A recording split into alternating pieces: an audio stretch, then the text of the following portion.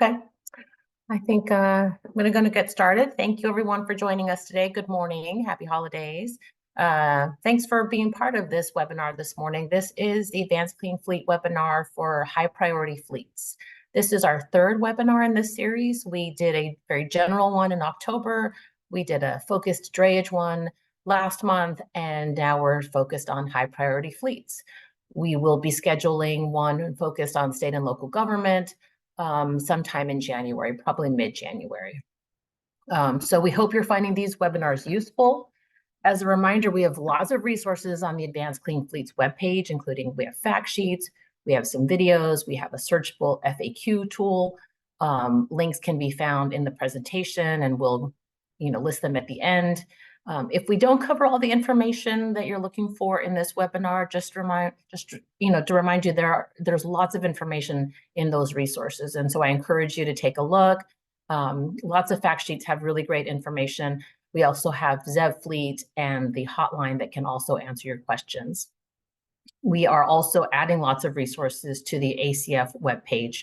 We are working on several video modules, so we will have a video module for almost every aspect of the regulation. Just takes a little time to finalize those, but we are working hard to get those up and ready for your use. We've been recording all of the webinar series, so this one will also be recorded, and those can also be found on the ACF resource page. So for today, we are going to be answering questions just focused on high priority fleet. And so we'll be using the Q&A function.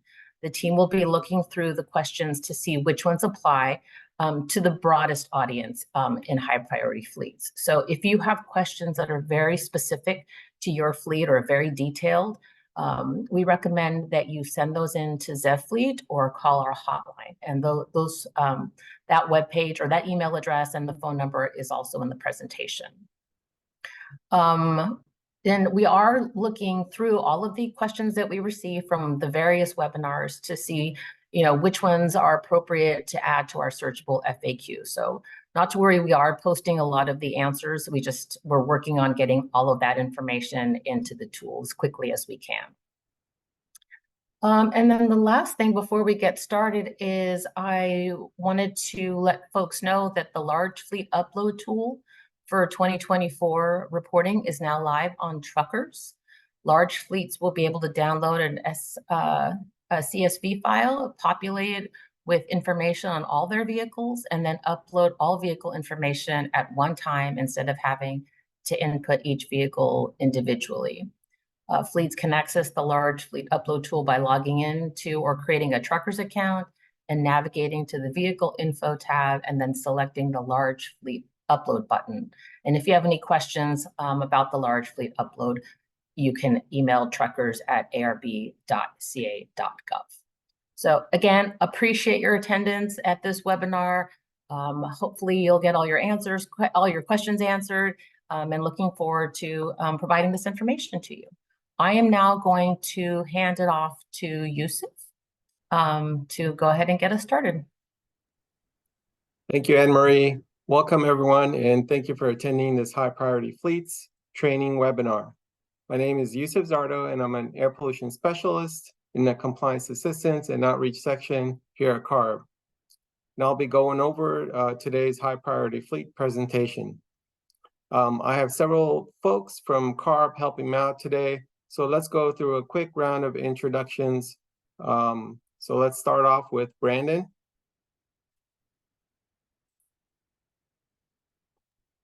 And then go ahead, Brandon. We'll go to Molly. Hi, everyone. Thanks for being here. And then we'll go to Olivia.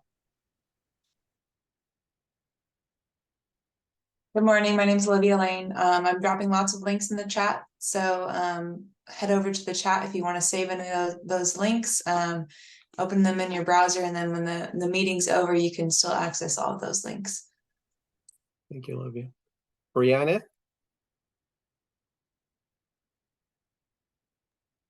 Hello, everyone. Welcome. Chris. Hi, everyone. I'll be assisting with Q&A today. And Ender. Hi, I'm Andrew Howell. Thank you. Thank you. So I wanted to mention a few notes about today's format. The webinar will be from 9 a.m. to 11:30. The Zoom webinar, as Anne-Marie mentioned, will be recorded and posted on our website once it has been approved. Today's presentation will be focused on the high priority fleets portion of the Advanced Clean Fleet Regulation. So if you have any high priority fleet questions, the Q&A is available. Please ask those questions in the Q&A. Unfortunately, we will not be taking any live questions today. As for today's presentation, I will run through the presentation, then stop a couple of times to go over any questions that come in on the Q&A.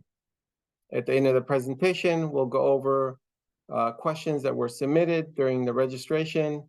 And if we have any additional time, we will answer any additional questions relating to high priority fleets in the Q&A. I've added a few slides to the beginning of this presentation that go over the background of the Advanced Clean Fleet Regulation, but will not be going over the first few slides during today's presentation. They are there just for reference. So if you're following along, I will be starting the presentation on slide number 10. As Anne-Marie mentioned, we recently held a couple of training webinars, one on the overview of Advanced Clean Fleet Regulation and another training webinar on drayage requirements.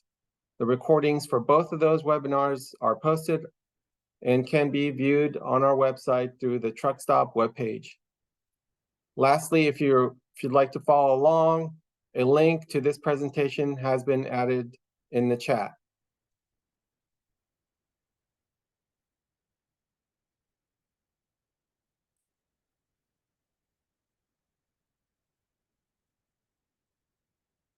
And let's go to slide number 11, Brianna.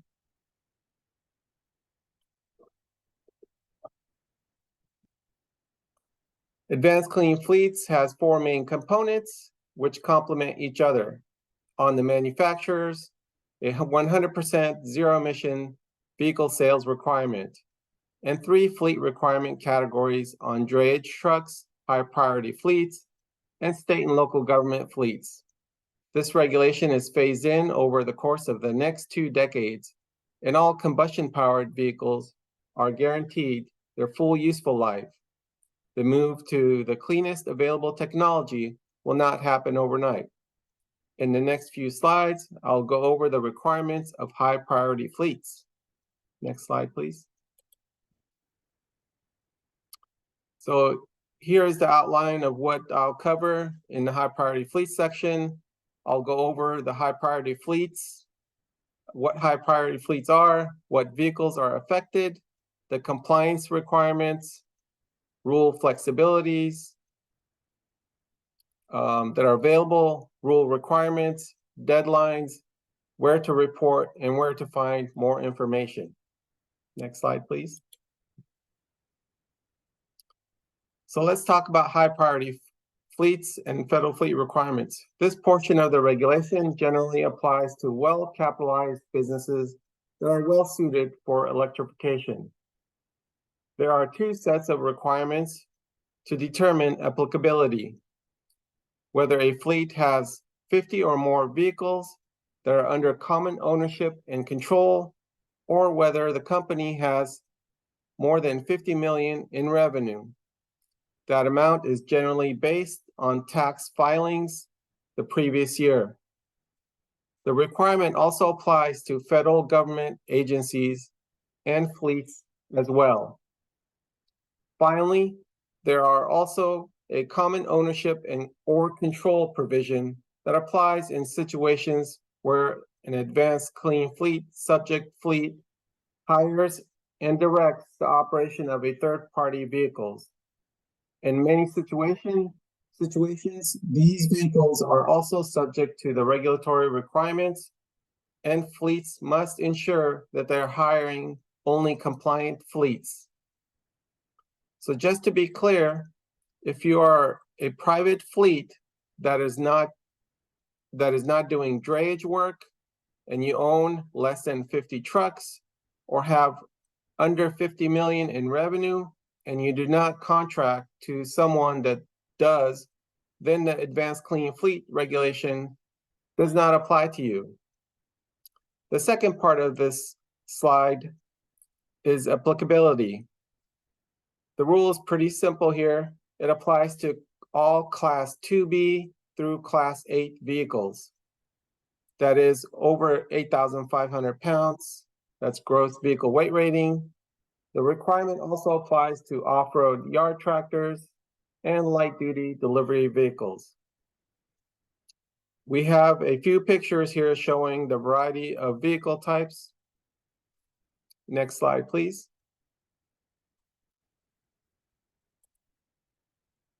Okay, here are some common questions we get related to which vehicles are included in the regulation. First, light-duty package delivery vehicles will have a gross vehicle weight rating at or under 8,500 pounds, 100 cubic feet or more of cargo carrying volume, and is regularly used to deliver packages, parcels, or mail. The primary example are those operated by the Postal Service and other carriers. Note that only light-duty cars, pickups, or other vehicles that do not meet the definition of a light-duty package delivery vehicle are not included in the regulation. Importantly, this means you cannot buy zero-emission vehicle sedans or light-duty zero-emission vehicle pickups to count as compliant vehicles. Another interesting note is that converting a heavier vehicle from combustion power to zero-emission powertrain would in fact count as a compliant vehicle. Finally, the last bullet here addresses how near-zero emission vehicles are handled in the rule. A near-zero emission vehicle, those are typically plug-in hybrids with a minimum all-electric range. The rule provides that near-zero emission vehicles with a 2035 or older model year count the same as a full zero-emission vehicle. This helps provide additional flexibility to fleets. Also note that natural gas vehicles that do not achieve an all-electric range are not considered near-zero emission vehicles for the purposes of Advanced Clean Fleet. Next slide, please. Okay, we talked about vehicles subject to the rule, but now let's mention some of the categories and body types that are excluded from the high priority fleets section. Since these vehicles are excluded, none of them have to be reported or included in the fleet counts. They are treated as if they do not exist for compliance purposes. Many of these terms are defined in the regulation. The most common ones include school buses, emergency vehicles under California Vehicle Code 165, and historical vehicles. This rule also excludes several vehicle types subject to other CARB rules, such as transit regulation and mobile cargo handling rule. Next slide, please.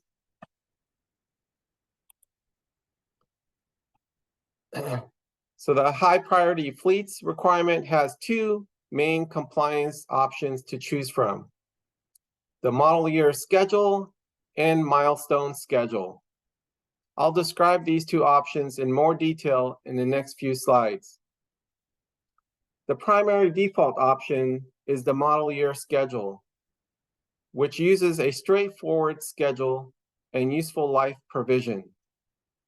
So, starting January 1st, 2024, fleet owners need to report which trucks will be part of their California fleet. From that point forward, all new additions to the California fleet need to be either zero emission or near zero emission vehicles. Trucks that can operate until they reach the end of their useful life and then must be removed from the California fleet starting in 2025. We'll talk about reporting in the latter half of this presentation. So let's go to the next slide and we'll get into more detail on some of these. Okay, to illustrate how the requirement works, this slide shows the schedule to remove legacy trucks based on engine age. High mileage vehicles like tractors are guaranteed a minimum of 13 years of operation, but will need to be removed from the fleet once they reach 800,000 miles or 18 years old. But remember, a vehicle with 800,000 miles has a minimum useful life guarantee of 13 years. So you can see on the schedule, a truck with a 2010 model year engine can operate until 2028. And newer engines have additional time. At the bottom here, a new truck would potentially be able to operate into the 2040s. Broadly, this structure ensures a phase-in over time based on the age of the vehicles in today's fleet. Next slide, please. So if you're following the model year schedule, you'll need to report all existing vehicles that may operate in California throughout the useful life of the vehicle. Just note that internal combustion engine vehicles cannot be added after January 1st, 2024. Here are a couple of notes for leases, lease extensions, or buyouts do not impact minimum useful life of a vehicle and are not considered new additions to California fleet. Also, internal combustion engine vehicles purchased before October 1st, 2023 may be added after January 1st, 2024. However, this does not apply to drayage vehicles. In addition, you will need to report within 30 days of receiving the vehicle and must submit the purchase order to car trucker staff. Okay, so that's an overview of the model year schedule. In the next few slides, I will go over the ZEV milestone options. Okay, so here is the ZEV milestone option or phase-in schedule. This option provides flexibility to comply regardless of truck age or mileage. This option is based on truck body type, and fleets must meet the milestones as a percentage of California fleet. Fleets still have the flexibility to add new or used internal combustion engine vehicles, although they do have to meet the cleanest requirements. You can be opt-in into the ZEV milestone option until January 1st, 2030, but fleets must waive the right to the statutory useful life option for its vehicles when doing so. And note, this option is open to both high priority fleets and state and local government fleets. Next slide, please. So before I go into the phase-in schedule, I wanted to mention the requirements for engines being added to California fleet because we have a lot of questions on this topic. First, fleets using the ZEV milestones option can add new or used internal combustion engine vehicles as long as the ZEV milestones are met. Any used vehicles added must have a 2010 or newer model year engine. Next is the internal combustion engine vehicles. Purchased in California must already have engines meeting California standards. Any out-of-state new vehicle purchases for primary use outside of California must be 50 state certified for 2024 and 2025 model year engines. We have a good fact sheet on this topic on our website, and the link is listed here on this slide. Next slide, please.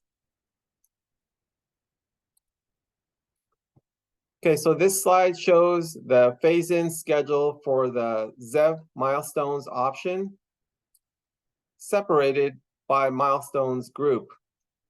So let's run through the table in more detail and give an example. You see we have 3 groups of vehicles with different dates. For group 1, it's box trucks, vans, 2-axle buses, yard trucks, and postage delivery trucks. For group 2, it's work trucks, day cab tractors, 3-axle buses, and pickups. Group 3, it's sleeper cabs and certain specialty vehicles. So you can see the requirement phases in over time. Starting in 2025, the group 1 vehicles must have a 10% requirement. If you don't have any of these vehicles, then there is no replacement requirement. Then for group 2 and 3 vehicles, those come in at 10% for year 2027 and 2030. So if you have a sleeper cab, over-the-road tractor, the requirements don't affect you until January 1st, 2030.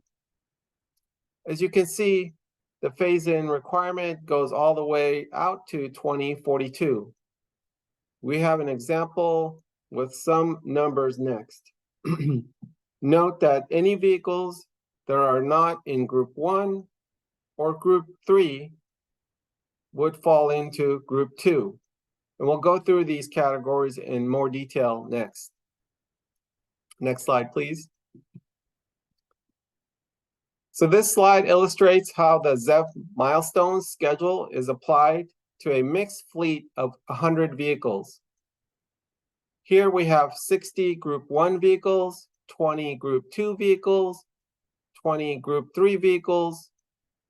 On the bottom row, we can see the number of zero-emission vehicles required in each year. So for 2025, this fleet will need 10% of the vehicles to be ZEVs, zero-emission vehicles. So 60 times 10 is equal to 6 vehicles. Skipping forward to 2029, there would be 15 group 1 and 2 group 2 vehicles required. You can see it phase in over time. So it doesn't matter which vehicle types they are. In other words, 6 ZEVs will meet the first milestone option requirement. Also, note that this example does not show every single compliance year for the fleet, like 2027 for group 2. In addition, a note about calculations, we use the standard 0.5 rounding rule. So 0.5 of a truck rounds up to 1. Let's say you have 10 vehicles and a 25% requirement. That equals to 2.5 trucks, which will be rounded up to 3. We have a fleet calculator posted on our website to help you with these calculations. Next slide, please. We frequently get questions about how to classify vehicles for the ZEV milestones option. The following slides cover some guidance we have developed to assist in making that determination. All milestones group body types are defined in the regulation language. You can reference section 2015B to see the definitions.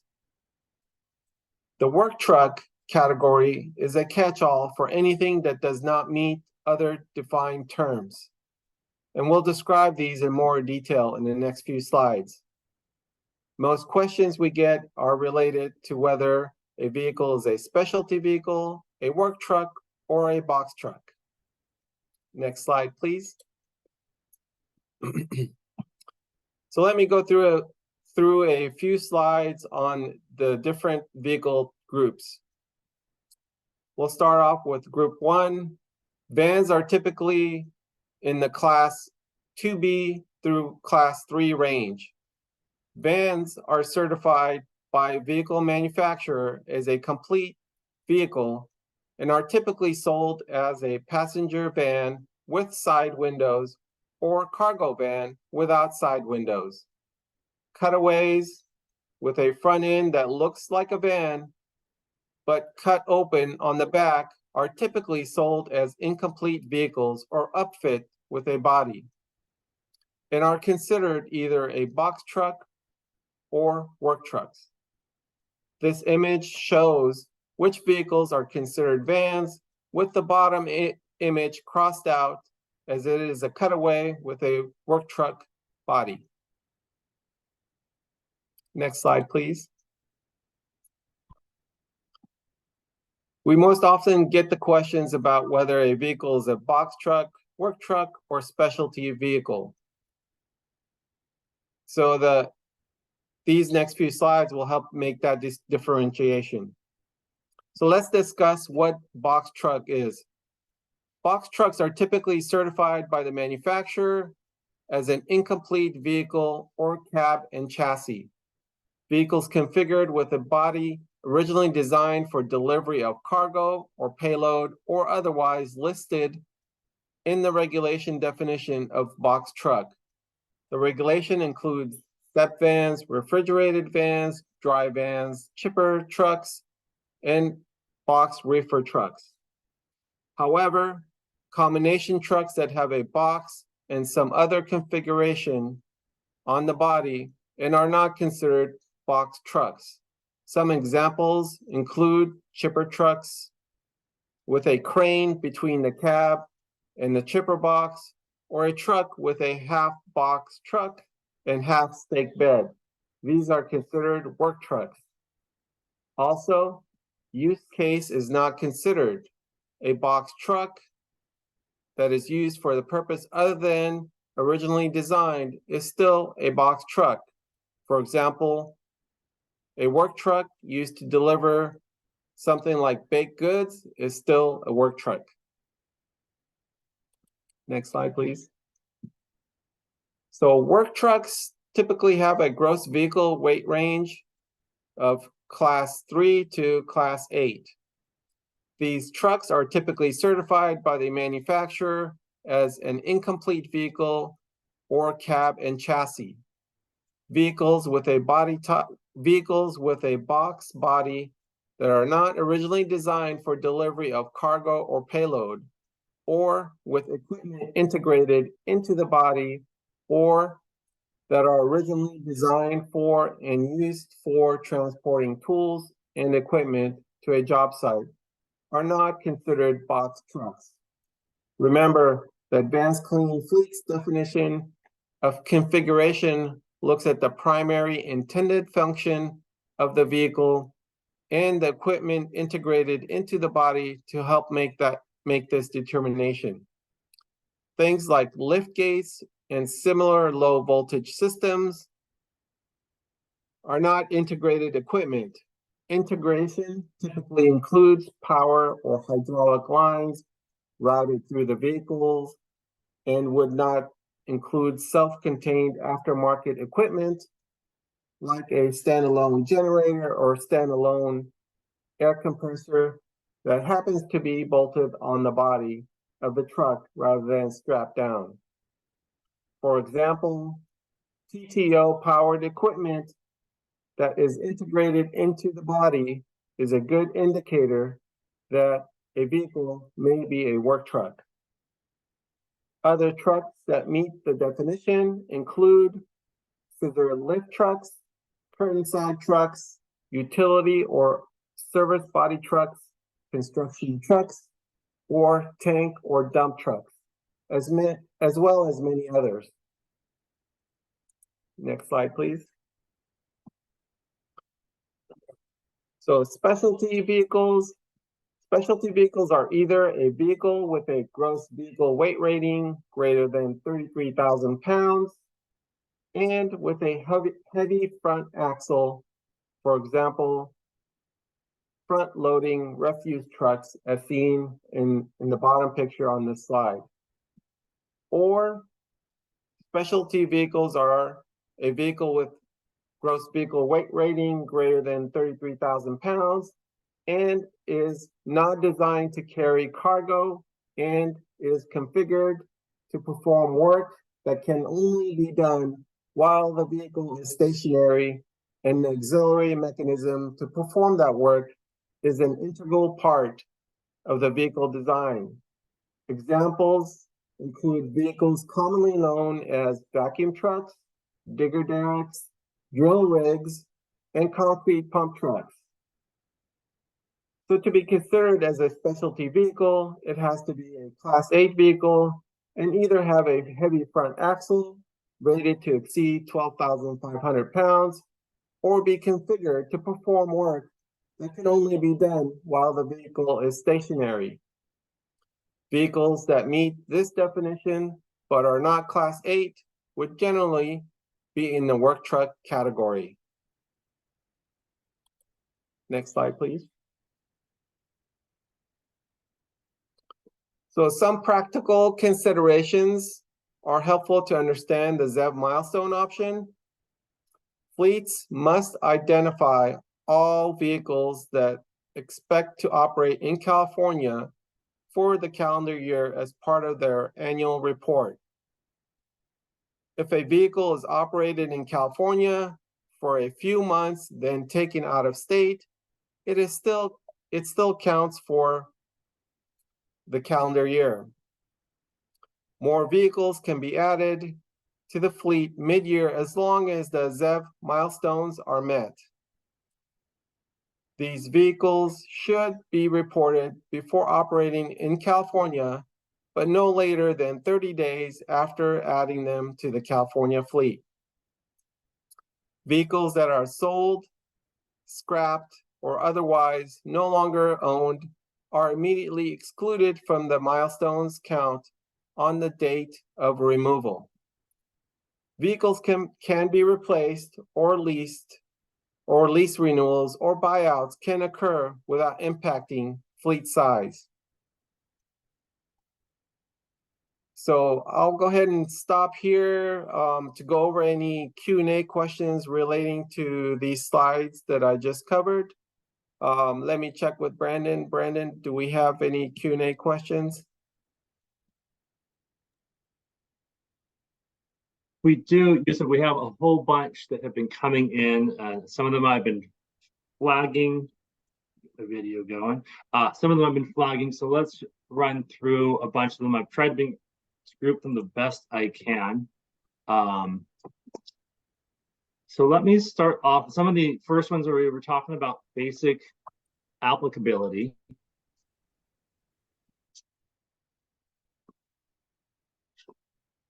So the one I have came in at 912 says, can you clarify how this regulation applies to carriers that are not based in California but enter the state routinely? Will they need to acquire zero-emission vehicles and report on truckers, just as fleets inside the state will need to do? So real basic applicability question. Chris? I didn't catch the first part of that. Do you mind repeating it, Brandon, for me? Yeah. Can you clarify how the regulation applies to carriers that are not based in California but enter the state routinely? They need to follow the rule the same as in-state fleets. Yes. So the regulation applies to the California fleet as defined in the regulation, and that includes any vehicles that are operated in California during a calendar year. So if an out-of-state fleet is operating vehicles in California that are subject to the regulation and that fleet themselves meets the applicability thresholds we discussed, so more than 50 vehicles or over 50 million in annual revenue, they would be included and have to meet the requirements. But the requirements would only apply to the vehicles that are in the California fleet, so only the ones that operate in California during a given calendar year. Okay. I will touch on that. I have a few questions further down to touch on a little bit about when a vehicle sort of expands the fleet size and what it might not. So another question about the fleet size. So a fleet with 50 or more vehicles, Does the 50 vehicles include the entire fleet, including their light duty vehicles, the under 8,500 pound GVWR vehicles? So the regulation includes all vehicles within the scope, and vehicles within the scope for high priority fleets are vehicles that have a gross vehicle weight rating over 8,500 pounds, any light duty package delivery vehicles as defined in the regulation, or that are yard tractors that are operated in California. So light duty package delivery vehicles are defined as vehicles under 8,500 pounds that also have 100 or more cubic feet of cargo space as defined in the Federal Code of Regulations, and that are regularly used to deliver packages, parcels, or mail. So if you have light duty vehicles that don't meet that definition, they would not be included in the count. However, if you have some that do, they would be included in the count. We had a real basic applicability. Does the rule apply to a standard 1-ton flatbed pickup truck that is over 8,500 pounds gross vehicle weight rating? Yeah, so as mentioned before, oh, I'm sorry, go ahead, Molly. Oh, I thought, okay, so I thought, anyway, so we got a couple questions, and there was one person that had a question about a 1-ton, and there was a 3/4 ton, both pickup trucks, and yes, they are covered under ACF rule, and they're also in ZEV milestone group 2. So, and then someone asked related to that question, whether they're going to order them in December, and I'm assuming they meet this December, but they're not going to get the vehicle until later. So we do have a compliance option for that, or flexibility called the vehicle delivery delay extension, and that would cover situations where a fleet had ordered a vehicle in advance and we're not able to get it delivered to their site until after the compliance deadline. So you only need it if you're having to comply right away. So if you don't need the ZEVs in your fleet starting January 1, you wouldn't need to comply until the following year. A couple points of clarification on that. So the vehicle delivery delay would apply only to zero-emission vehicles purchased a year ahead of a deadline, not combustion vehicles that are purchased before the regulation starts. Depending on which compliance option the fleet selects, whether it's the model year schedule or the ZEV milestones option, the model year schedule is a little bit less flexible, where it says only ZEVs may be added to the fleet starting January 1, 2024. So if you've ordered a combustion vehicle, the regulation only provides flexibility if the vehicle was ordered before October 1st of this year. So it's October 1 of 2023.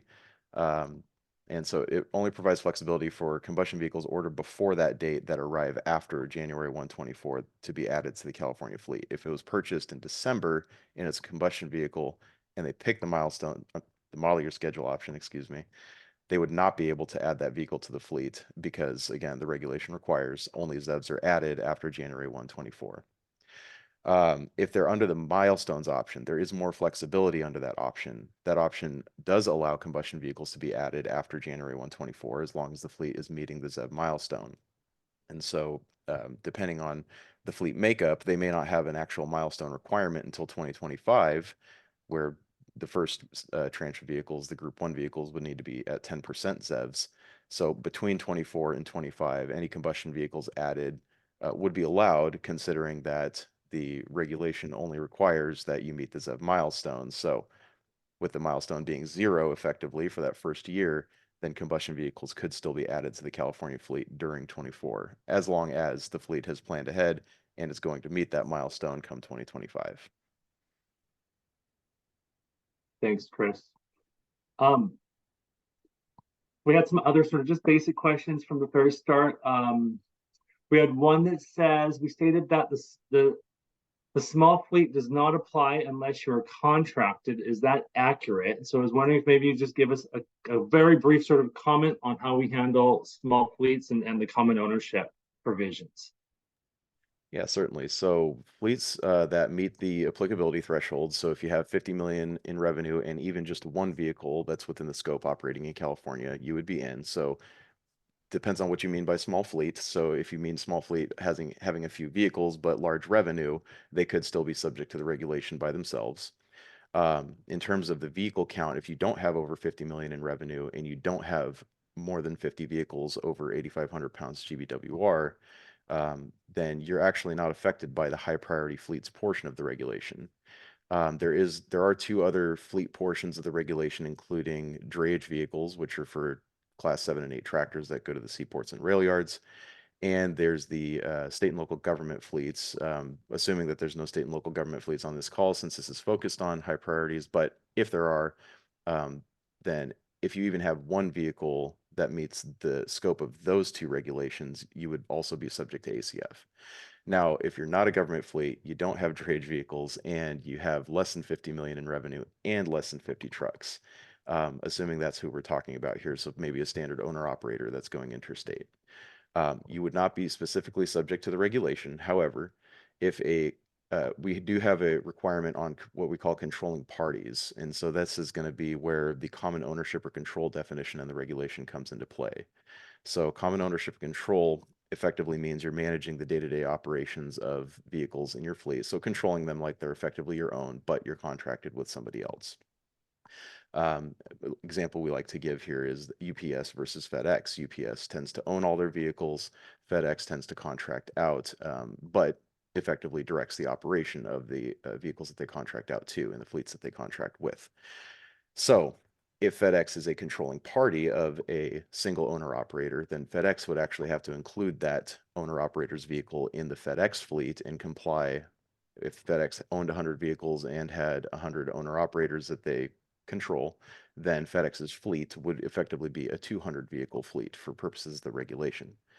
The owner operators themselves are not subject to the regulation just because FedEx controls them. So no enforcement action could be taken against the owner operator. However, enforcement action could be taken against FedEx if FedEx does not manage to get those vehicles upgraded or find a way to manage the fleet to meet their compliance requirements while including those extra common ownership or control vehicles.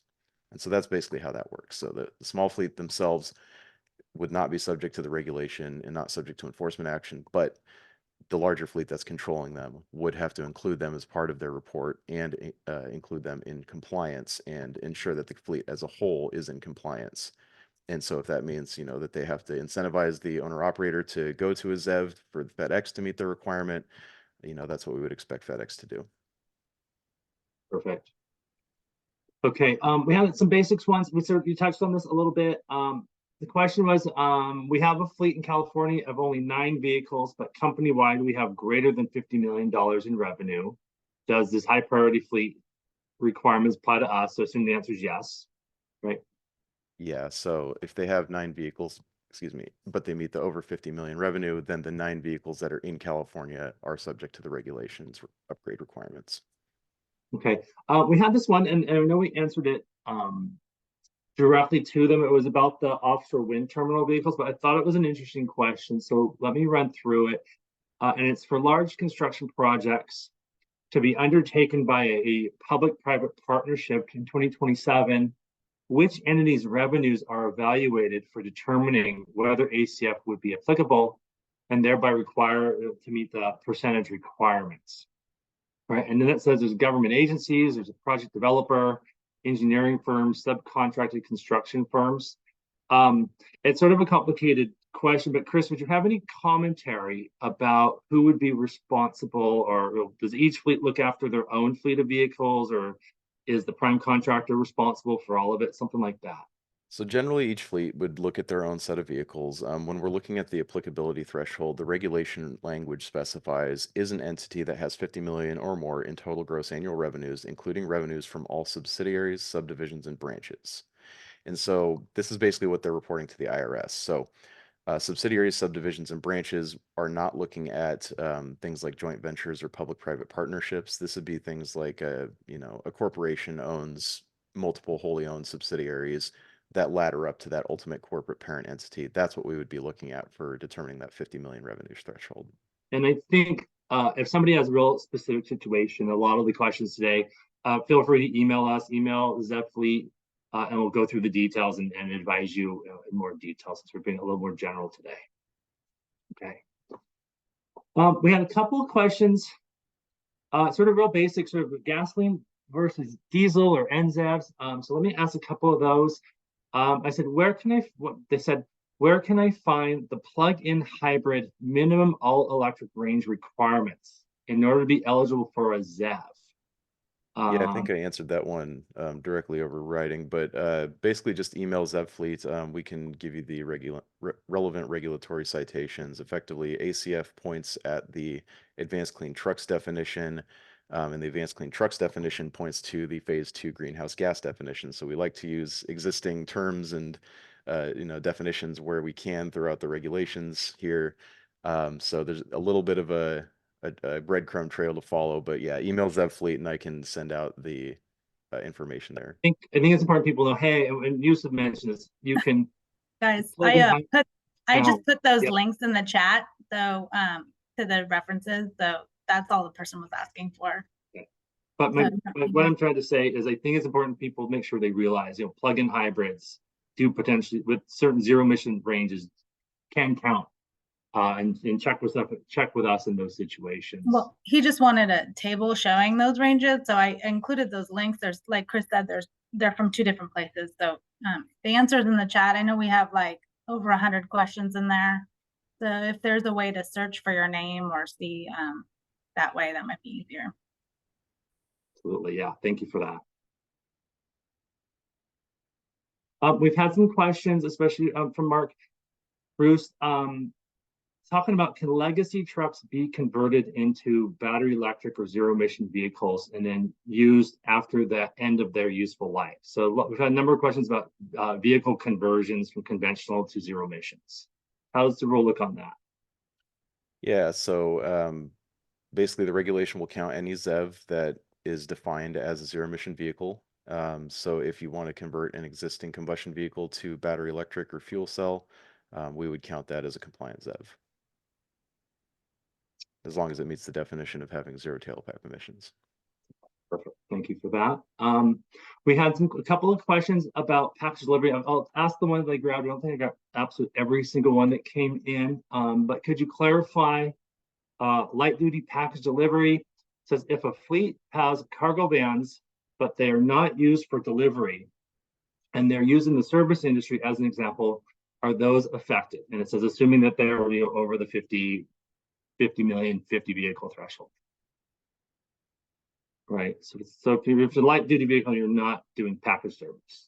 I would assume you'd be outside. Right. So, yeah. So as mentioned before, the definition of a light duty package delivery vehicle has kind of 3 conditions. 1, it's at or under 8,500 pounds GVWR. 2, it has 100 cubic feet of cargo space as defined in the Federal Code of Regulations. And 3, it has to be regularly used to deliver mails, packages, or parcels.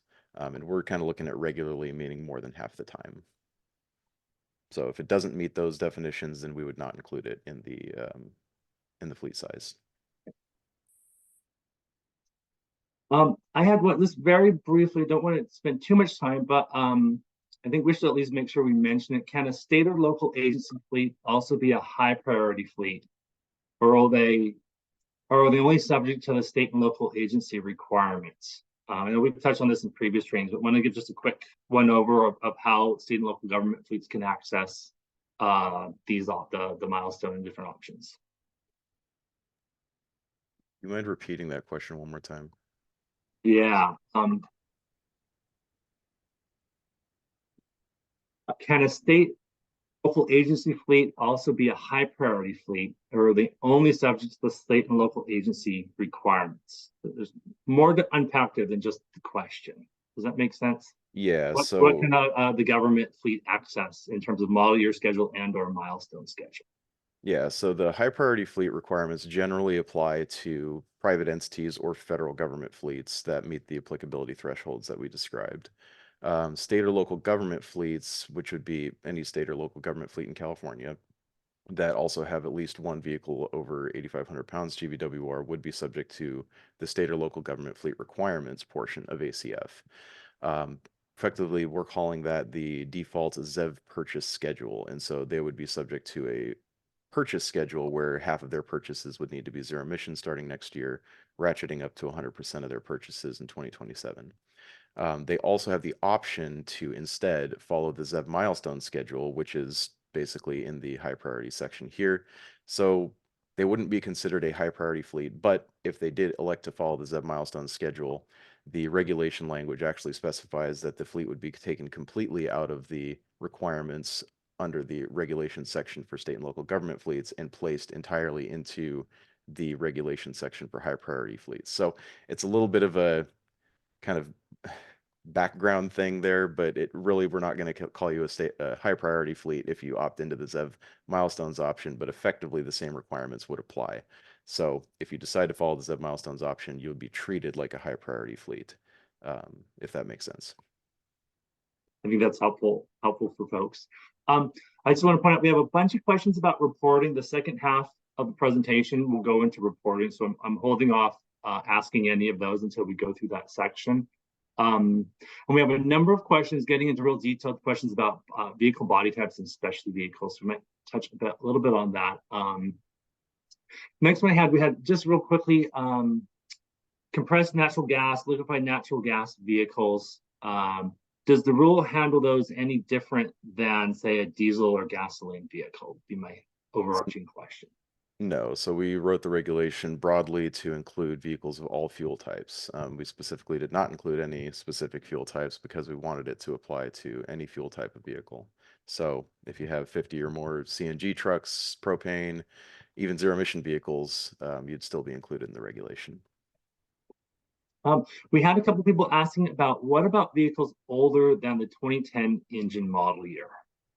So the existing truck and bus regulation does require diesel-powered vehicles that are over 14,000 pounds GVWR to have been upgraded to 2010 or newer model year engines, I think at the beginning of this year, and some PM filter requirements earlier than that. If we're talking about vehicles under that mark or vehicles that are not diesel-powered, there is not a similar requirement. So they still would be included in the regulation, just depending on which compliance path you select. You know, if it's a 2009 and you select the model year schedule option, you would do so knowing that, you know, you've got the 13-year to 18-year minimum useful life available on that vehicle. Perfect. Another interesting question, and it seems really basic until you think about it, says, please define what add means to the fleet. Does this mean registered in California, IRP registered, or newly acquired?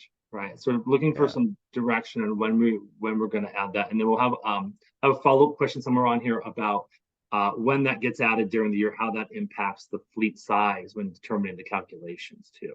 Yeah. So the regulation defines the California fleet as any vehicles that are operated in California during a calendar year. So that's vehicles within the scope. So we consider anything added to the fleet as effectively a vehicle that's operated here. So that could include new purchases, that could include a vehicle coming in from out of state for the first time in the calendar year.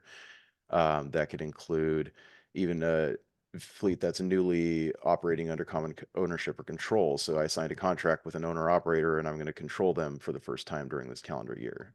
Those all we consider as being added to the California fleet.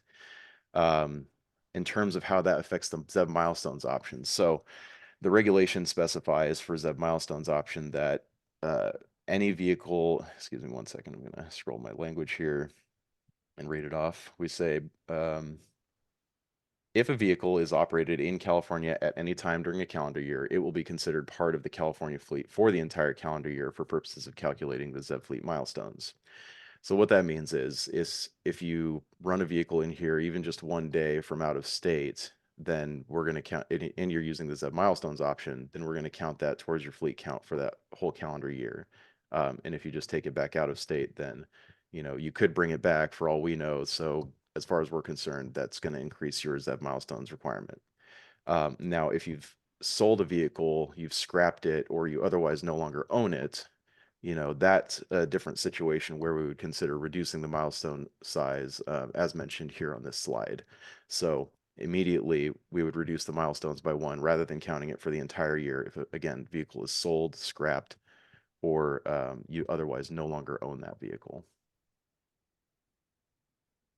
I'm trying to scroll through, falling behind follow-up questions. Wanted to ask, I had a couple of questions, and I'll try to get sort of a survey of what we're hearing in the Q&A about specialty vehicles and some of the grouping categories. So one we have bobtail fuel delivery trucks that have PTOs, but they are also class 8 with would they be considered a specialty vehicle? And maybe say a few words on just maybe clarify what Yusuf talked about on what is a specialty vehicle in that group 3 category. Yeah, so 2 items here. So specialty vehicle is defined in the regulation. It's one of the defined terms, and it means one of the following. It's either A, a vehicle with a GVWR greater than 3,000 pounds, so that's class 8, and that has a heavy front axle, and heavy front axle is defined in the regulation as one that exceeds 12,500 pounds. Or it's a class 8 vehicle that is not designed to carry cargo, which a bobtail configured to carry fuel would be considered cargo, and is configured to perform work that can only be done while the vehicle is stationary, and the auxiliary mechanism to perform that work is an integral part of the vehicle design.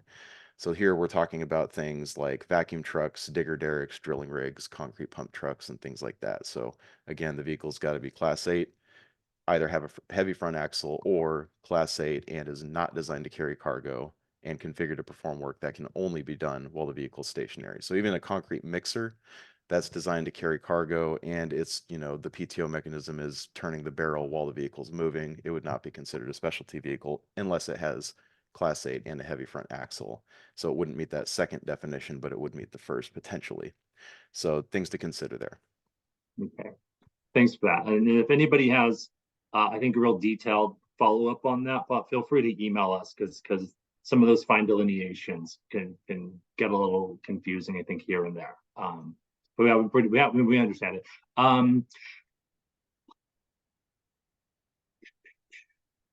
So here's I guess this is sort of the follow-up question.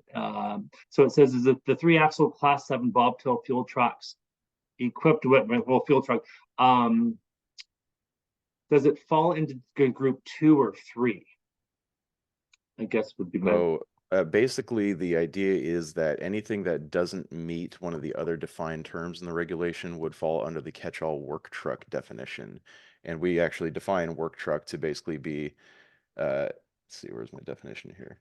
Yeah, we say it's a vehicle that does not meet any of the definitions of box truck, van, bus, light-duty package delivery vehicle, pickup truck, day cab tractor, sleeper cab tractor, or specialty vehicle. So if that bobtail was under class 8, it would automatically not meet the specialty vehicle definition. And if it doesn't meet the box truck, van, bus, light-duty package delivery, etc., and is not a tractor, then it would be considered a work truck. And so that would fall under group 2. And so pretty much most of these vocational vehicles that don't meet the specialty definition are almost always going to be work trucks in group 2. Perfect. Thank you for that. I know we tried to really tailor the presentation today to show, hey, if you're not one of these defined categories in group 1 and 3, you mostly fall under that work truck category. I think that's important for people to understand as you're going through this as well. Okay. There's probably a few more questions in there. I apologize if I didn't get to everybody's questions on body type.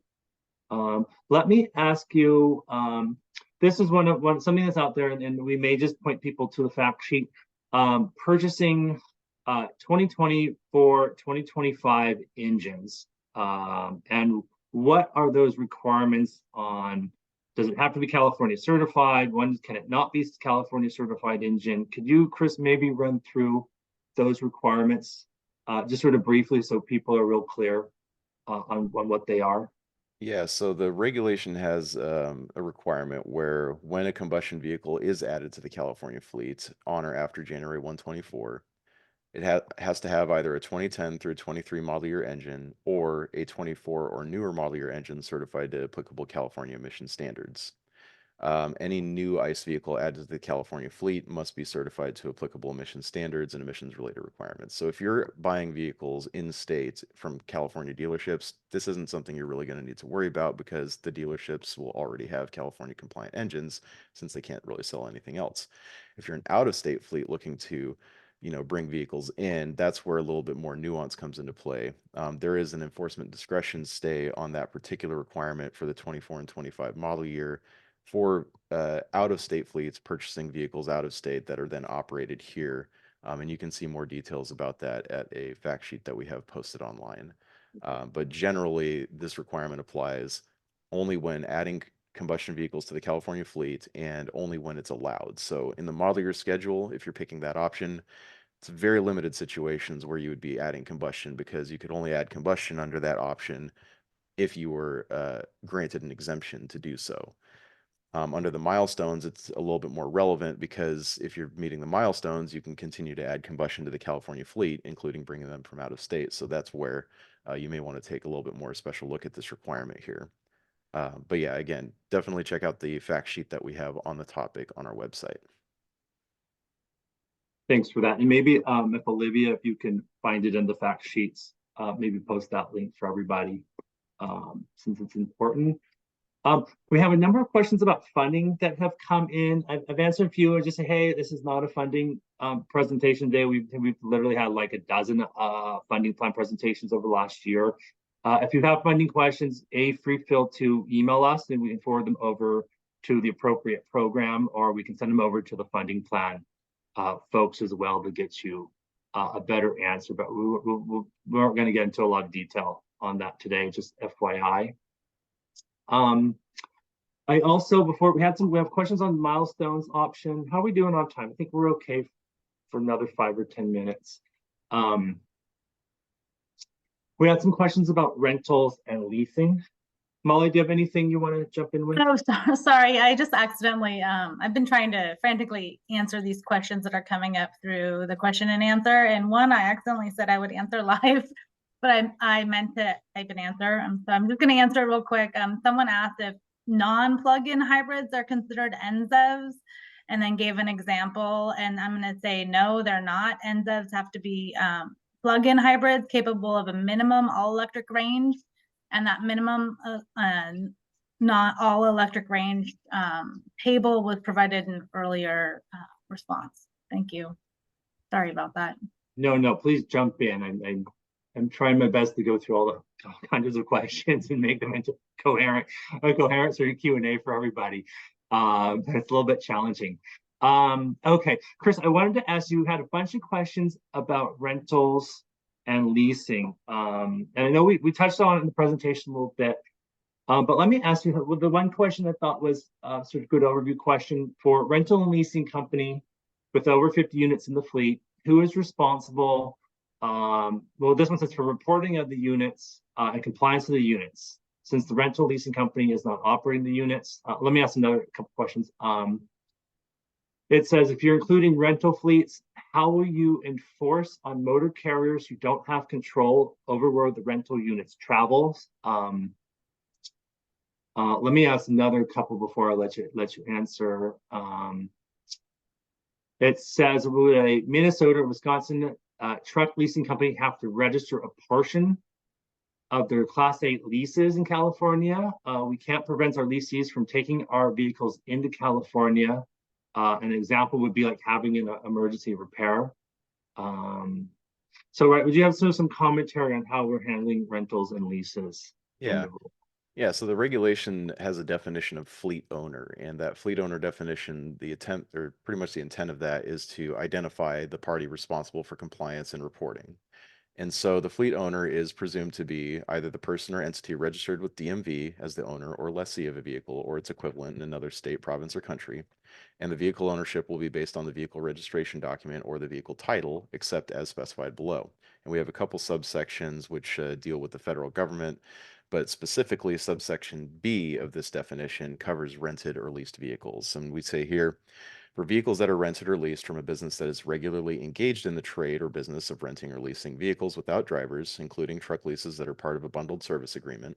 So this would be like truck as a service kind of things.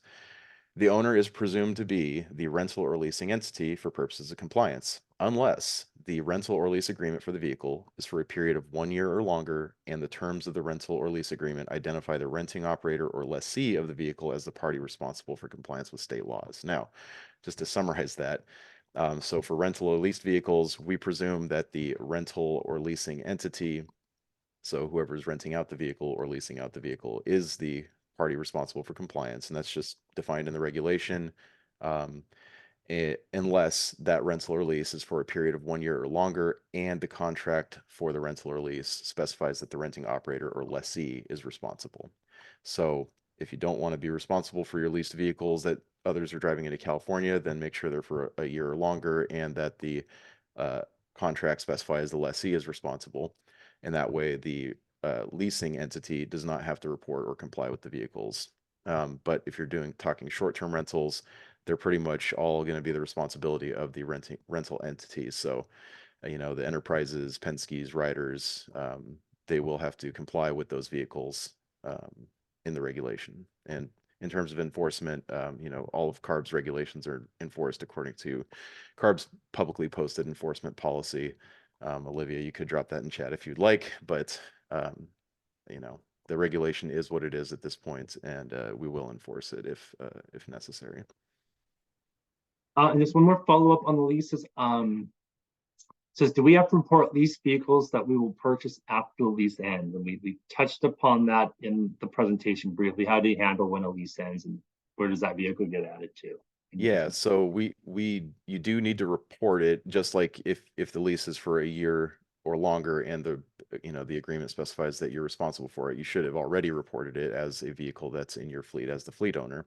But once the lease ends, and if you're buying that lease out to purchase the vehicle at the end, we're not going to consider that a new addition. So for the purposes of the model year schedule, where it says no new ZEVs may be added to no combustion vehicles may be added to the fleet after 24, we wouldn't consider a lease buyout as adding a vehicle per se. Just since you're effectively still operating the exact same vehicle, and you would just continue to run it until the end of its useful life. Under the milestones option, it would just effectively be the same. It would just be a single vehicle that counts for the fleet, and it wouldn't count like as a new addition to increase your fleet size. It would just be the same vehicle that you've been operating. So your fleet size shouldn't change once that lease buyout occurs. I'll wrap up. I'll let Yusuf keep going in a minute. We've had a number of questions. We have a few questions asking about the clean truck check. Right, it's basically the new sort of smog check program. We're not going through that today. We're having a number of meetings. If you're curious, you can go over to the Clean Truck Check webpage and look up information.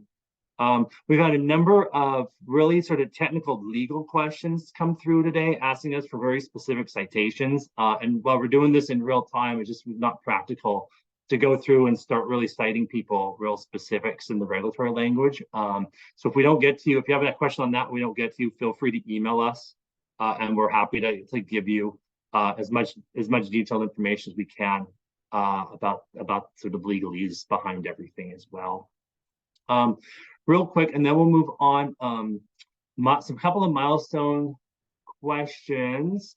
I thought this was an interesting question, and I don't know how much commentary you may have, Chris, so feel free to skip it, but if you want. But I'm interested to get CARB's staff opinion on the disadvantages to fleets opting into the model year schedule over the ZEV milestone schedule / pathways, right? There seems to provide greater flexibility in the early stages to the milestones.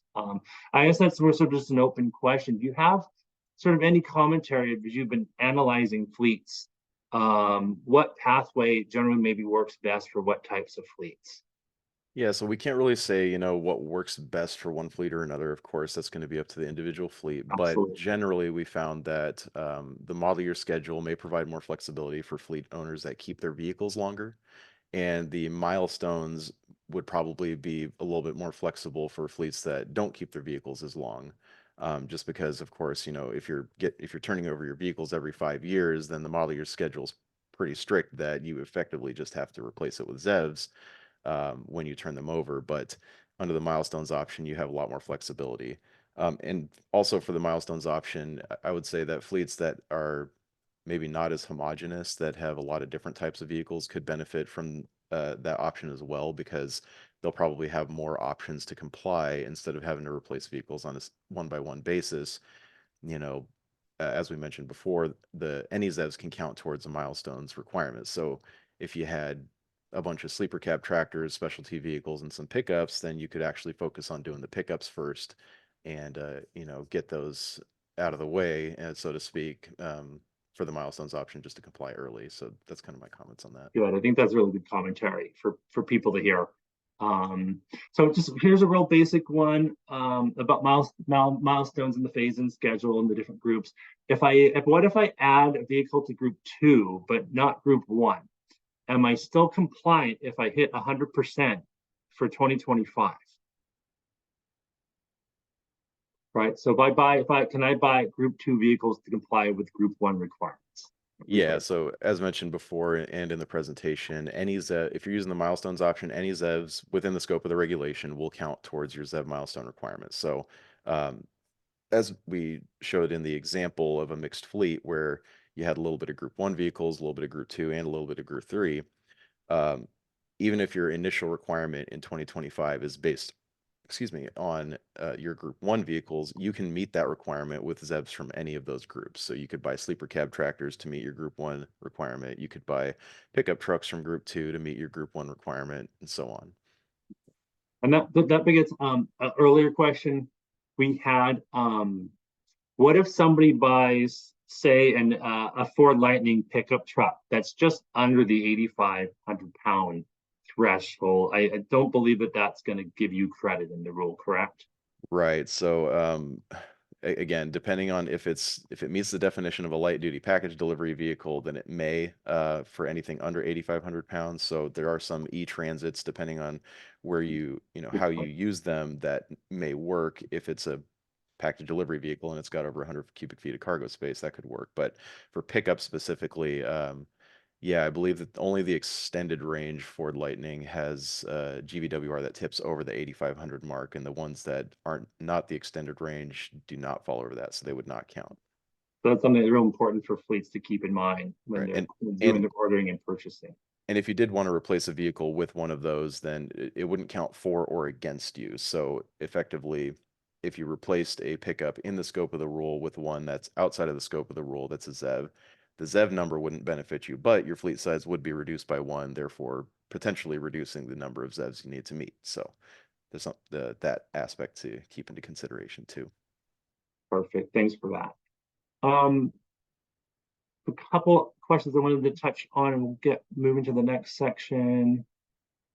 This is an odd question. I don't really understand it because maybe it makes more sense to you, but if not, we can skip through it. It says, can I replace a group 3 type vehicle with an exempt group 3 type vehicle? Yeah, I saw that question. I'm not really sure what is meant there, but if you're talking about the exempt vehicles in the excluded vehicles list on the earlier slide, so these would be things like historical vehicles, 2-engine vehicles, vehicles that are authorized emergency vehicles defined in the vehicle code. It would not count for or against you, very similar to how replacing a vehicle with a light duty ZEV would not count for or against you. It may reduce your fleet size by 1 if you replace an existing vehicle that is subject with one that is not. But if it was a ZEV version that's in the exempt list, we would not count that towards the compliance requirements. We also had a question.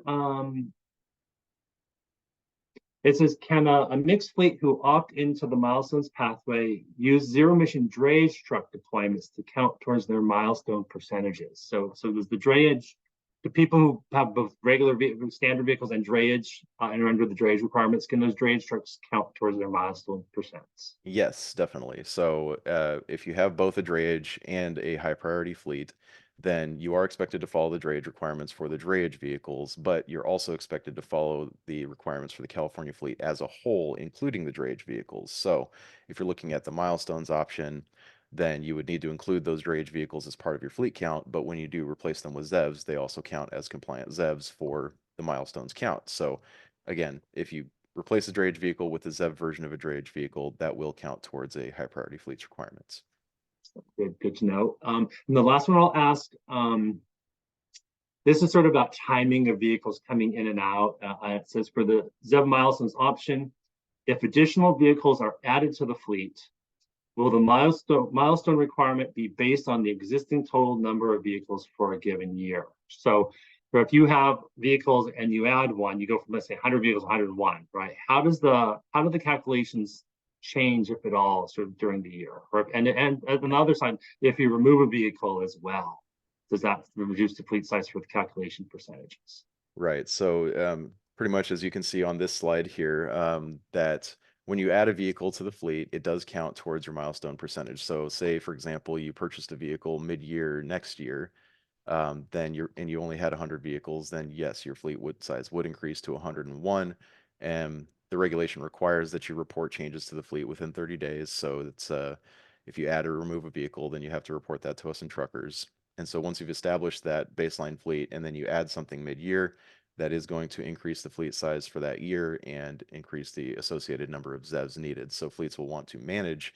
Part of the flexibility of that option is with great flexibility comes great responsibility in a way. You do need to manage your California fleet a little more carefully than you may have in the past to make sure that any vehicles that you're adding to the fleet, whether they're being purchased, brought in from out of state, or new contracts, that you have the commensurate number of ZEVs to absorb the increased requirement from making those changes. Perfect. That's all the things that I flagged for the moment. I know there's a ton of questions, so as Yusuf goes through the next half, we'll try to do a little catch up. And we'll run through. We have a ton of the reporting questions. How do I actually claim? When do I have to claim that? The next half of the presentation should cover most of those questions. Okay, Chris, thanks so much for giving everybody all that great information. Okay, Yusuf. Thank you, Brandon, Chris, and Molly. So let's continue on with the presentation. We're almost there as far as completing this presentation. We have a few more slides to go over. With that, let's go ahead and get started. Brianna, if you can, please go to the next slide. Thank you. So the Advanced Clean Fleet Regulation contains a number of provisions that a fleet owner may utilize in assistance with meeting compliance requirements. These provisions address a variety of circumstances, including ZEV availability, vehicles operated for less than 1,000 miles per year, delays in infrastructure, vehicles involved in accidents, vehicles under mutual aid agreements, meeting daily usage needs, waste and wastewater fleet transition, and more. Some examples of provisions include the non-repairable vehicle provision allows legacy trucks that are involved in an accident or other one-time event due to circumstances beyond the fleet's control, and the truck is deemed not repairable, to be replaced with a conventional vehicle that has an engine with the same or newer model year and remain in compliance until the non-repairable vehicle would have reached its minimum useful life threshold. Another example would be the vehicle delivery delay extension. It's available if a zero-emission vehicle truck delivery is delayed for reasons beyond a truck owner's control, and the zero-emission truck is ordered at least 1 year before a compliance deadline. Vehicle owners will need to provide the purchase agreement to CARB staff. Another example would be the infrastructure delay extension. It's available if a zero-emission vehicle owner experiences zero-emission vehicle fueling and charging infrastructure delays due to circumstances beyond the truck owner's control. These are just a few examples of the provisions, and you can find more information on provisions in the various fact sheets we have posted on by visiting CARB's Advanced Clean Fleets website. Next slide, please. This regulation also has requirements for fleets that hire and operate or hire and direct the operation of vehicles subject to the Advanced Clean Fleet Regulation. Hiring entities must check if a fleet is compliant on CARB's website at the link provided in the slide. If the fleet does not show up and not subject to the regulation, hiring fleets must obtain a signed statement from the fleet they hire stating that the fleet is not subject to the Advanced Clean Fleet Regulation. Hiring entities must also provide a disclosure statement to the hired fleet and keep records of this disclosure and the hired fleet's certificate of reporting compliance. Specific language is available in the regulation, and you can find more information on the regulation by visiting CARB's Advanced Clean Fleet webpage.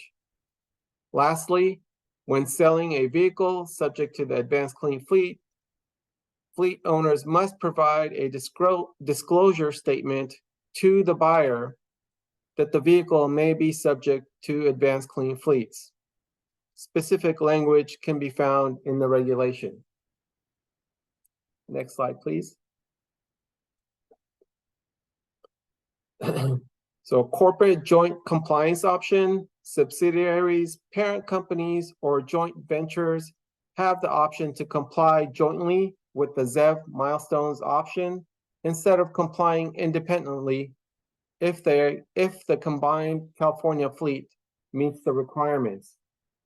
Entities choosing to use this option must meet reporting requirements, which is if an entity chooses to comply jointly, each individual subsidiary or joint venture must report separately and include the CARB issued ID number, which will be your trucker's ID number, of the primary controlling corporate parent, joint venture businesses, or designated primary entity.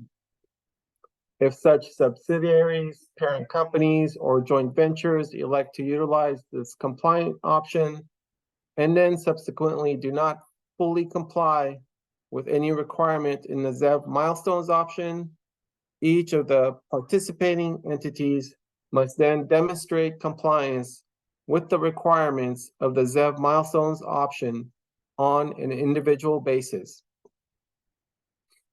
Next slide, please. So some upcoming reporting dates. The initial reporting deadline for high priority fleets is February 1st, 2024. Reporting must be done through CARB's online reporting system known as Truckers. Any changes to your fleet need to be reported within 30 days. Ongoing reporting requirements depends on the category and situation. The milestones option I mentioned earlier can be selected in the reporting system each year. For high priority fleets, you can switch between the ZEV milestones option and model year schedule until 2030, but you need to stay compliant at all times to do so. Next slide, please. So I wanted to briefly show you how to access the online reporting system. This slide is of CARB's Advanced Clean Fleets webpage. Once you are on the webpage to report, you will need to click on the reporting as noted in the red oval on the left side of the screen. Once you click on that, it'll then take you to the registration reporting page. Next slide, please. Once you're on the registration and reporting page, you can then click the High Priority Fleets hyperlink, which will take you to the online reporting system known as Truckers. Next slide, please. This slide shows what the Truckers reporting page will look like. Once you've gotten here, it would be a great idea if you save this link as your favorite, as you will be coming back to it often. As I mentioned, the high priority fleet trucks need to be reported using the Truckers online reporting database, known as shown from this slide. New users will need to create a new account. Existing users can use existing usernames and passwords. You can reset your password if you forgot it using the links provided on this website. If you run into any logging issues, you can email us at truckers@arb.ca.gov. That's truckers@arb.ca.gov. Or you can call us at 1-866-634-3735. Next slide, please. So again, as I mentioned earlier, we'll be using the truck regulation upload compliance and reporting system known as Truckers. Again, many of you are familiar with this system from the truck and bus reporting over the years. We're in the process of updating the reporting system for the Advanced Clean Fleet regulation. And as I mentioned earlier, you will be able to use existing Truckers accounts and usernames to log in. Here's the screenshot of the landing page after you log in, and the address to the to the page as well. This link is right off the main Advanced Clean Fleets website. Currently, the drayage components are online, and we are working with the high priority fleet systems and state and local governments. A notification will be sent out to notify you when the system is available for the high priority fleets. We are also developing new reporting guidelines that will give you step-by-step instructions and screenshots to help you with the reporting. Again, we'll send out notifications when those updates are made. Next slide, please. So here are here are some self-service resources that you can access. Here's a link to Advanced Clean Fleets main web page. We've been updating the page with new fact sheets and other resources, and we'll continue to add more to cover all the rule requirements, provisions, and frequently asked questions. We also recently posted a searchable frequently asked questions, which is a great resource, and we'll be regularly updating it. There is also a fleet calculator tool, as I mentioned earlier, that you can use to calculate the number of zero-emission vehicles needed to comply with the high priority fleet model year schedule and ZEB milestone option. Lastly, staff will hold the truck. We have a truck implementation, regulation implementation group meetings to coordinate with stakeholders and ensure a smooth rollout of this regulation. Links to these resources have also been added in the Zoom chat. Next slide, please. So here's our contact information. I know we mentioned this earlier. For any questions regarding Advanced Clean Fleets, you can email us at zebfleet@arb.ca.gov. If we missed your specific questions today or have a specific follow-up question, please feel free to email us. For information on some of CARB's other regulations for on-road vehicles and off-road equipment, you can visit the Truck Stop homepage at arb.ca.gov/ZEV Truck Stop. We also have phone number to our hotline and have trained operators to provide compliance assistance with the Advanced Clean Fleet rule. And again, that number is 1-866-634-3735. Next slide, please. So those were the last slides for this presentation, but we will continue to go over the Q&A questions. For that, I'll turn it over to Chris, Brandon, and Molly to go over those.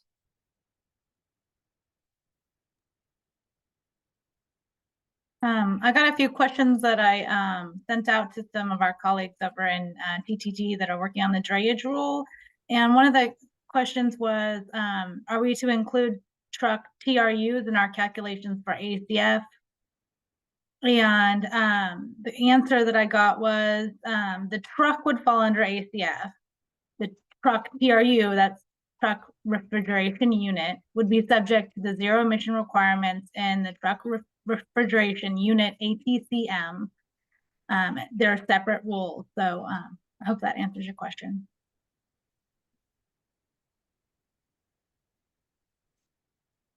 Perfect. But trying to organize some of these questions. I'm not quite as organized as the first half. So let's try to run through. There's a lot of questions that were submitted before Yusuf went through that half of the presentation. So I think some of this will just sort of be reiterating what we just said and talked about. Sort of one of the very basics. If we already reported into truckers, the truck regulation upload compliance reporting system for truck and bus, would we use the same account to report for the Advanced Clean Fleet regulation? And can we upload our equipment today, or are we still waiting? Yeah, so as mentioned at the beginning, the truck or the trucker system is in a soft live state, so you can go ahead and enter your vehicles now. The only features that aren't available at this point will be reporting for backup vehicles, the 5-day pass, and compliance calculations and certificates. So you can go in and do data entry for your fleet now, but you won't see compliance certificates until early next year. Great. One of the early questions we had, do you have details on how a company will declare the ZEV milestone option in truckers and when? Chris, can we sort of expand that question a little bit to, do they go back and forth throughout the years, or a button you check in truckers, hey, I'm going to use this option or I'm going to do that option, or is just assumed if you report you're using one option over the other? Or is there a pull down? Yeah, so in order to select the compliance option, whether you want to do model year schedule or ZEV milestones, when you either initially create an account in Truckers, excuse me, or go in to edit an existing account that you may already have, you'll want to navigate to the company information page. And one of the last questions on that page right before you click submit is, do you plan on using the ZEV milestones option? So it's very straightforward. All you do is select a yes or no to that question, and there'll be a disclaimer that pops up, which indicates that you are voluntarily waiving your health and safety code protections to the useful life rights in order to use that option, which is required in the regulation. And if you click yes to that and click submit, that will put you into the ZEV milestones option. If you click no, then you're automatically defaulted to the model year schedule. And if you're a government fleet who selects government fleet and selects no, then you're defaulted to the basic ZEV purchase schedule for government fleets.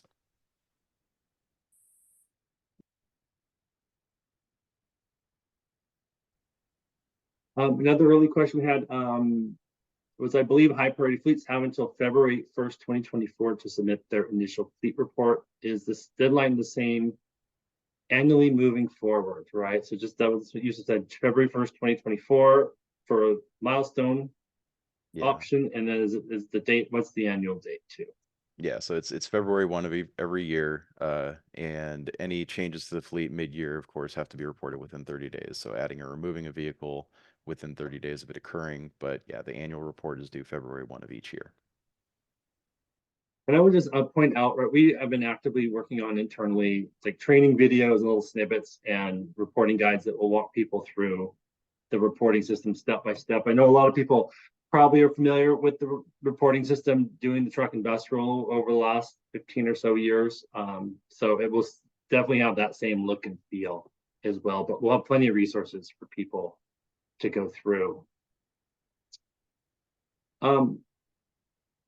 We had one question I pasted in, low population county fleet reporting requirements. And it was, is it first reported due in 2027? So is there anything that is there anything people should know about in a low population county, whether they are HPF or state and local government? I think be sort of making sure we're clear on that. This question only applies to state and local government fleets. So if you are a state and local government fleet and you're in a designated low population county, then you do have a delay in the compliance requirements if you use the ZEV purchase schedule, but you do not have a delay in the reporting requirements. So your first report as a state and local government fleet is due April 1st of 2024, regardless of what option you pick and regardless of if you're in a designated county or not.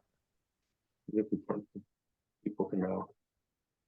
Let me jump over. We had just a couple of questions that I saw related to the provisions. I know we're not going through the provisions in extreme detail today, but we did touch on, Yusuf touched on a couple of them. Chris, could you maybe clarify more, probably a high level, some of these different provisions? And so this is the one we have. One of the first ones we have is our operation requires the vehicles to travel a long distance. There are currently no medium duty or heavy duty vehicles available that meet our job needs. How can we deal with this issue for the zero emission vehicle not being available? Yeah, so the regulation has a number of exemption and extension provisions to address situations outside of a fleet owner's control where they would be out of compliance if they could not meet the requirements. So there is an exemption for when a ZEV is not available in a given configuration. There's also an exemption for when vehicles are available in a configuration, but they can't meet your fleet's demonstrated daily usage needs. The first one is the ZEV purchase exemption, and the one that I just mentioned is the daily usage exemption. So please see the regulation language for that. We also have a summary of each of those provisions in our exemptions and extensions fact sheet. We don't have the full details on the daily usage one out yet in a fact sheet form, but we do on the ZEV purchase exemption. So please see the specific fact sheet there for more details about how that provision works. Thank you for that. I think that's been one of the super common questions we get, right? The vehicle, there's no vehicle available, right? We have purchase exemptions for people to use. And then we just remind people, right, this regulation phases in over a long period of time. So there's a lot of work. If there's not something today, in most situations, there is equipment actively being worked on, whether it's sort of medium duty vehicles in certain situations. And then we also have, promise and hope for, we'll start seeing longer ranges coming out, hydrogen vehicles for certain situations as well. So it's definitely an evolving industry as well. One of the questions, and let's touch on this now a little bit. It's going to be a little bit tricky, but we had a number of questions about it related to funding programs. And if you have a funded vehicle, what can count towards compliance and what cannot count towards compliance? Chris, do you want to maybe give us, I think you can do these, I can do it as well. Just a quick overview of how ACF is looking at funded vehicles and how they're treated in compliance calculations, depending when they were when they're ordered and when they were brought into a fleet.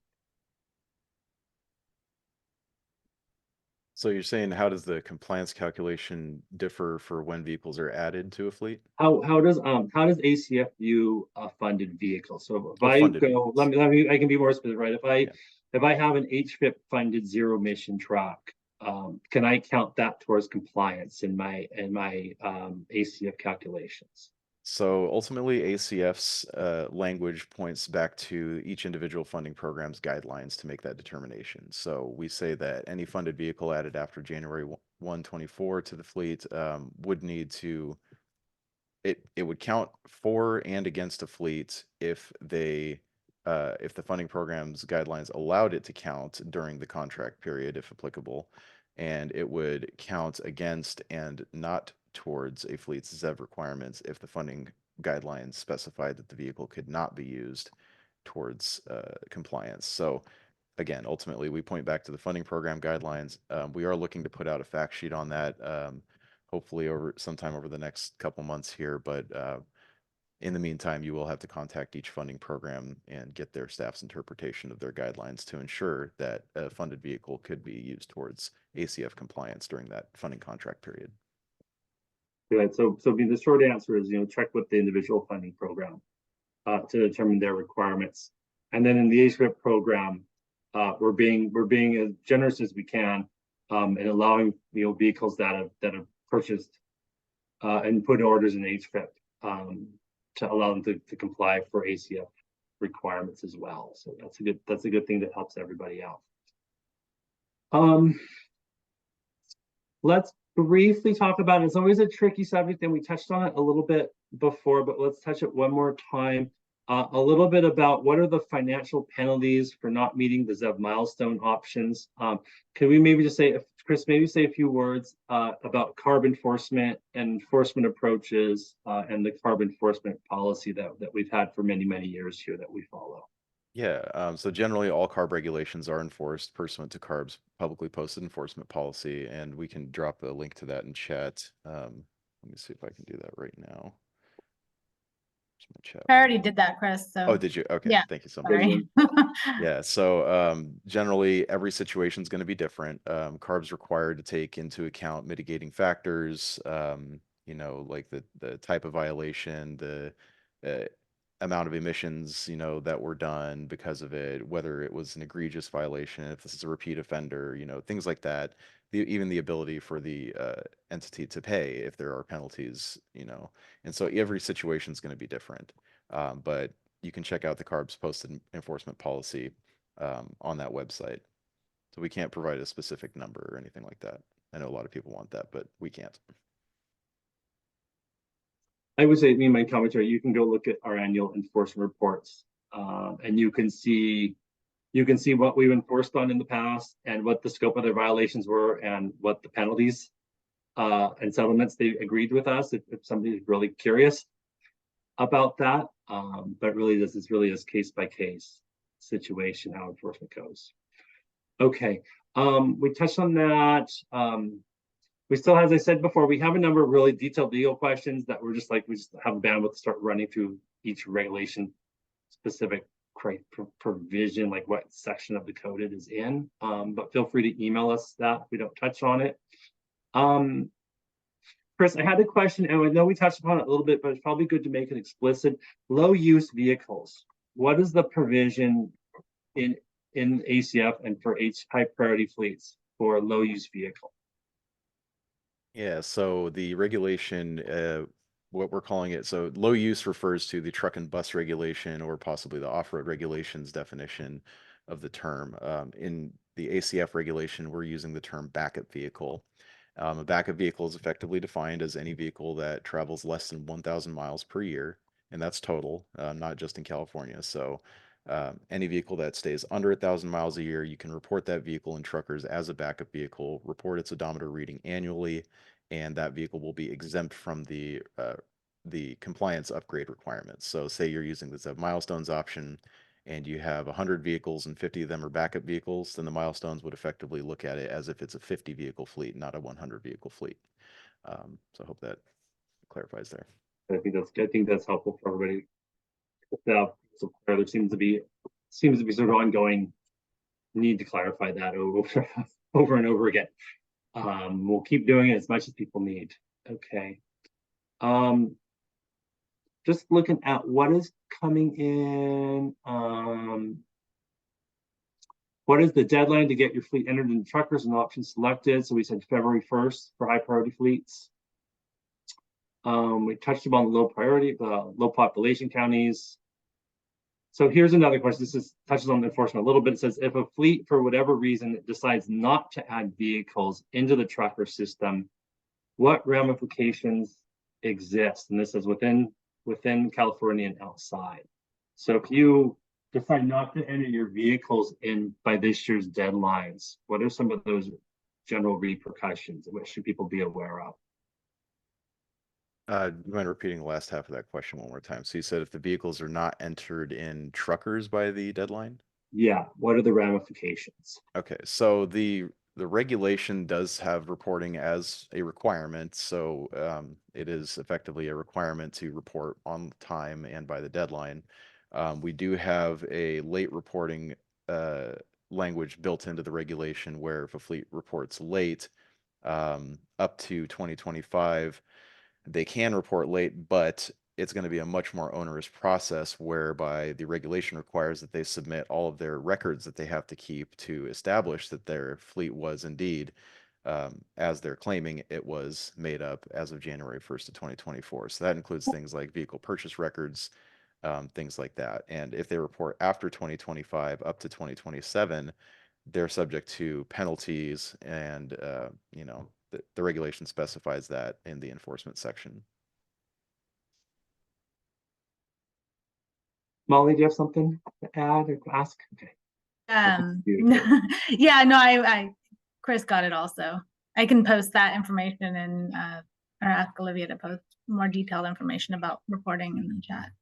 Perfect. Okay, I'm scrolling through the questions, but Molly, feel free to jump in with some of these incoming questions too if I'm missing any real important one, any good ones, important ones. Chris, here's sort of just basic one. What happens if we created a truckers account recently and our old account information was transferred to truckers automatically? So I'm assuming that was maybe a drayage information that came over. So we basically have two accounts now. And typically what we've historically done is the account get locked out as having a duplicate, and then you have to tell us which account you want to keep and which one we have to delete. Have you heard any commentary this year on how we're handling duplicate accounts and vehicle information coming over? So generally, we would want fleets to have a single account. So if you have drayage vehicles and you have high priority fleet vehicles, they should be reported in the same account. If you need assistance combining accounts, please email truckers@arb.ca.gov. That's trucrs@arb.ca.gov for technical assistance in getting that situation worked out. Okay. So I'm going to start looking at some of these questions in real time. This is an interesting question. And what is the difference between what is due, this is to be reported by January 1st, 2024, and what is due February 1st, 2024 for high priority fleets? So can you, let's start off with this. What are the requirements? What needs to be reported, if anything, by January 1st of next year? So nothing technically needs to be reported by January 1st. The reporting requirements in truckers, or as the regulation specifies, start February 1st, with January being the annual reporting period. So if you want to get in there and start reporting your information, you can. If you have any mileage-based vehicles or vehicles that need to report odometer readings, we are looking for a January 1st odometer reading. So there's specific vehicles that have to report those. The backup vehicles, any tractors that are 12 years old or older, believe that's actually for the most part it, but generally, and they're using the model year schedule, excuse me. But yeah, in terms of reporting January 1st, there's nothing other than that in the regulation that would require. Cool. And then just to be clear, it's a little bit in here, with certainly a common question we get, let's say for next year, as the first percentage requirement goes into effect for milestones, people need to have the vehicle delivered by January 1st, 2025 to count towards those percentages, correct? That's correct. So the ZEV milestones option does calculate based off of the number of vehicles that are in the California fleet. And so your ZEVs need to be actually in the California fleet, in other words, being operated in California per the definition, but during the calendar year in order to meet that requirement. And then, of course, unless you meet one of the various provisions or you ordered it early enough, right? So there's a number of reasons why it may not be in your fleet, but generally just January 1st is the deadline. And then that's correct. Yeah. The February 1st is the reporting deadline to tell us what you have, basically right. give you a. Yeah, there are, as Brandon mentioned, there are some exemptions and extensions that may require action on the fleet's behalf by January 1st of this coming year. But in terms of reporting specifically, there's not any January 1 reporting requirement.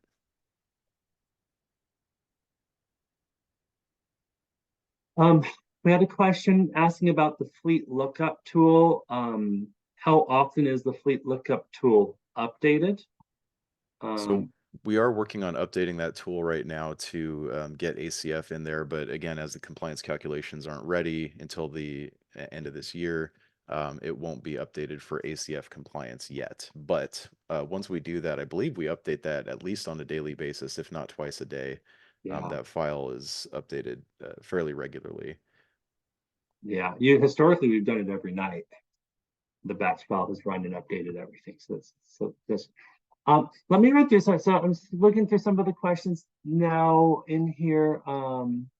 Here's some more obscure ones. We might just answer these individually, but will gas engine vehicles be required to enter their family engine emission codes? Right. My answer is probably yes. I mean, there is one assigned for a gas engine. So engine family numbers are only required to be reported by certain vehicle types. And give me one moment here to reference the specifics. Okay, so the engine family and the engine model year has to be reported for any vehicles added to the fleet after January 1, 2024. So anything newly added from next year going forward. So it doesn't necessarily need to be for existing vehicles. Any tractors that have a vehicle model year that's 12 years old or older, and all other vehicles with a vehicle model year that's 17 years old or older. So if you have a gasoline vehicle and it's younger than 17 years old, you probably don't need to report the engine family or the engine model year. At least not for this initial report. Now, if you're adding a new gasoline vehicle next year, then you would need to report it. But is there any harm in people reporting? Like, if it's not paying, it's not strictly required. Is there any harm in putting something into the system? No, I mean, of course, we'll take any information you want to give us voluntarily. But yeah, just to minimize the reporting burden a little bit, that's the purpose why we did that. So that way people didn't really have to find the engine family until their vehicles are getting old enough that they might be aging out. So I think that's We- good to know, right? We built the flexibility in where it may not strictly require it, just try to lower the reporting burdens. But if you're worried about it, you're welcome to put the information in now as opposed to later. Yeah, and if you have any issues with finding the engine family number or engine model year, typically they're located on a sticker on the engine block, the emissions control label. Most vehicles are required to have an emissions control label that's fully legible. So if you don't have one or you can't read it, make sure to get it replaced by the manufacturer as soon as possible. Because that's just a separate regulation that's been in effect for quite a long time.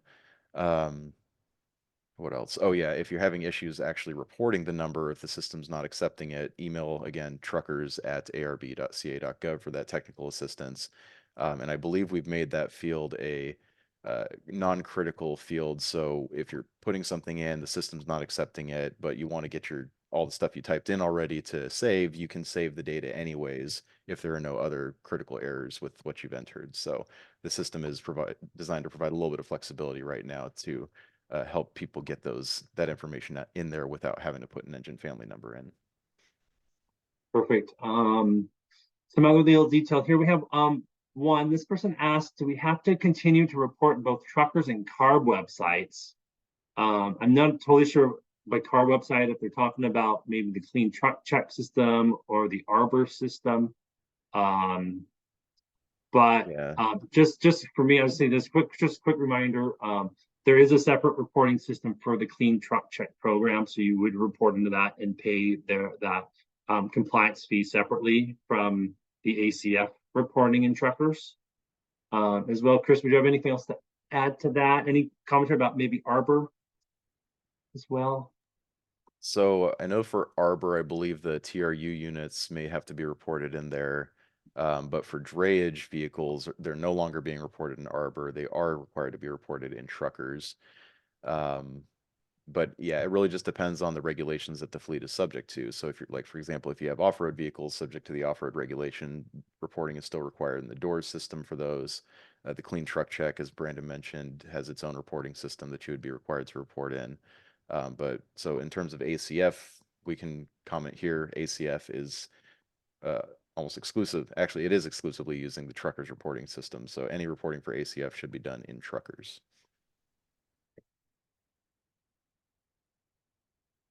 What else is this? Are there any registration fees for ACF or for the high priority fleets? Yeah, so no fees associated with ACF reporting. A lot of people are confusing the clean truck check with ACF, but the clean truck check does have some fees when reporting for that regulations requirements. We do not require that for truckers or ACF reporting, so no fees associated with this.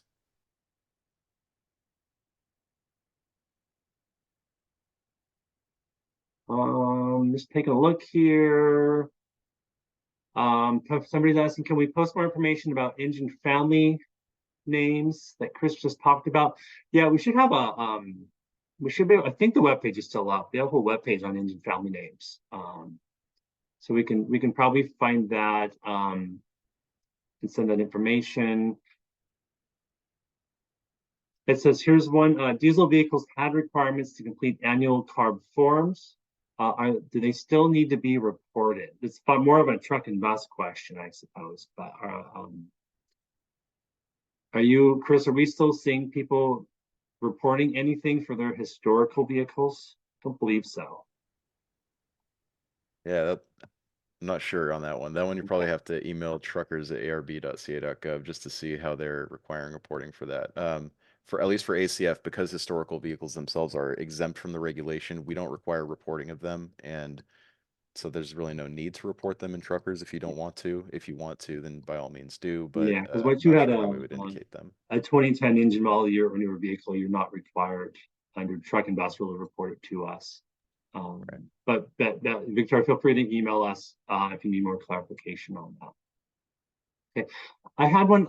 Let's get about reporting this. We touched upon it a little bit, but I've been asked a couple of times regarding that 24-25 engine availability. And it's, I'm gonna try to paraphrase it a little bit, but it says, even if no vehicle exemption is approved, Due to the shortage of the omnibus compliant internal combustion engines, our struggle to find non-zero emission options. Is that our only option? Oh, it's a contrapositive. Is that our Yeah, only so- option to replace those vehicles? So are we seeing like a shortage in California certified engines? I know this has been a bit of a talking point in the last month or two. Yeah, so the regulation doesn't address that, and currently doesn't address that, and there are no plans, at least as far as I know right now, to change the regulation to address that situation. So unfortunately, that just is the situation Yeah. that it is. And I'll add the commentary. We continue to track the market, California certification market, very actively here, and so just keep that in mind. That we track it, and we're usually pretty good about making changes as needed to ensure markets are functioning properly. That's just my own commentary. Been here for 16 years at the airport. Okay.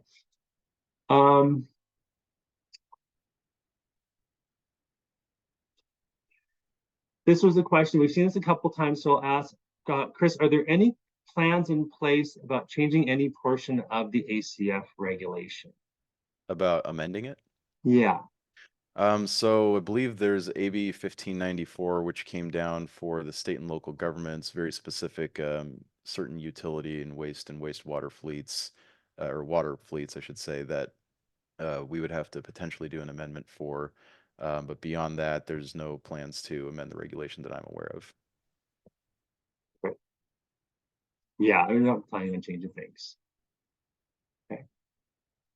There's a number of just like sort of random questions. Those are the main things I've seen related to the reporting. The rest of the questions are just really detailed, and we're scheduled to go to 11:30. We can spend the next half an hour or so just sort of running through the random detailed questions. Chris, are you okay with doing that?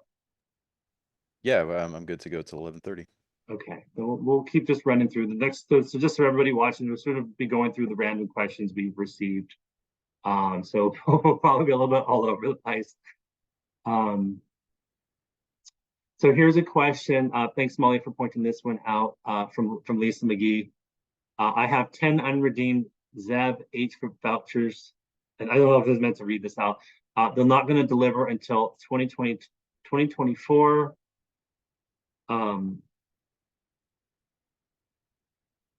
This is sort of overly complicated to try to answer live, I think. I would have her emails. Yeah, I don't think it's a good one to ask live because it's talking about which vouchers are where. Sorry. Give me one second.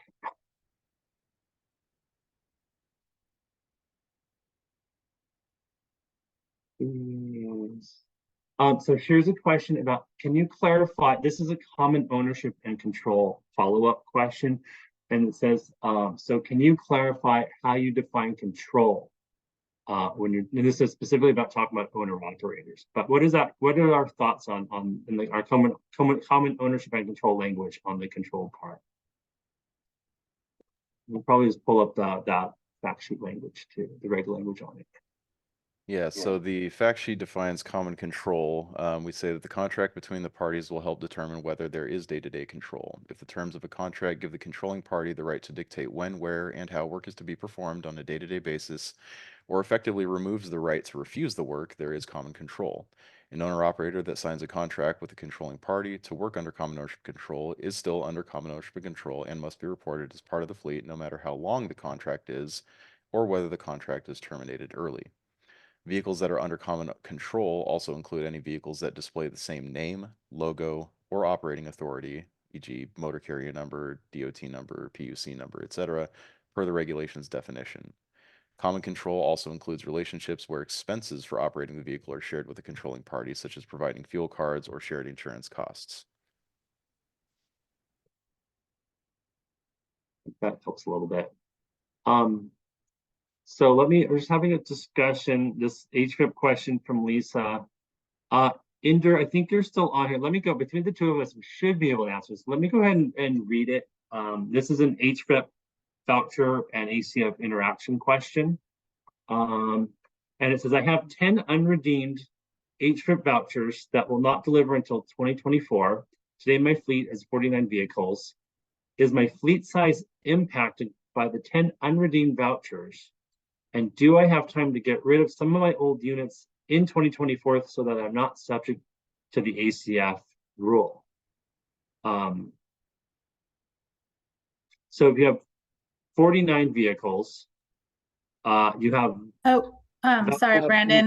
Brandon, yeah, I can address that. I think if you can give them my contact information in the chat, and they can reach out to us directly, and we'll get back to them, because it's kind of a particular specific issue that we probably want to look into their under-redeemed vouchers before kind of giving them options. So Yeah. Okay. That's an odd one. Lisa, we'll follow up with you, Lisa, on that one. Okay.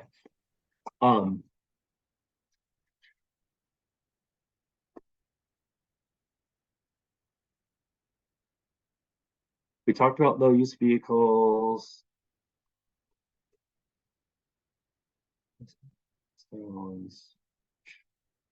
We talked about the 1 year on the leasing.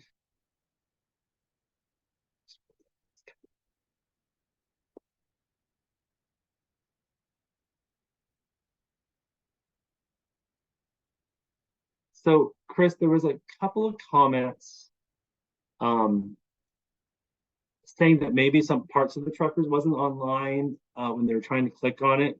Is there anything that we don't have online yet that we're expecting to get online soon? I think you mentioned that. We should maybe just say that one more time. Yeah, so the compliance calculations in general, so determining whether a fleet is compliant with ACF or not, the certificates of compliance, and there's a couple self-reported exemptions that are not in the system right now, such as backup vehicles and the 5-day pass. I know that we are looking to get those in as soon as possible, but they may not be ready until January. Okay.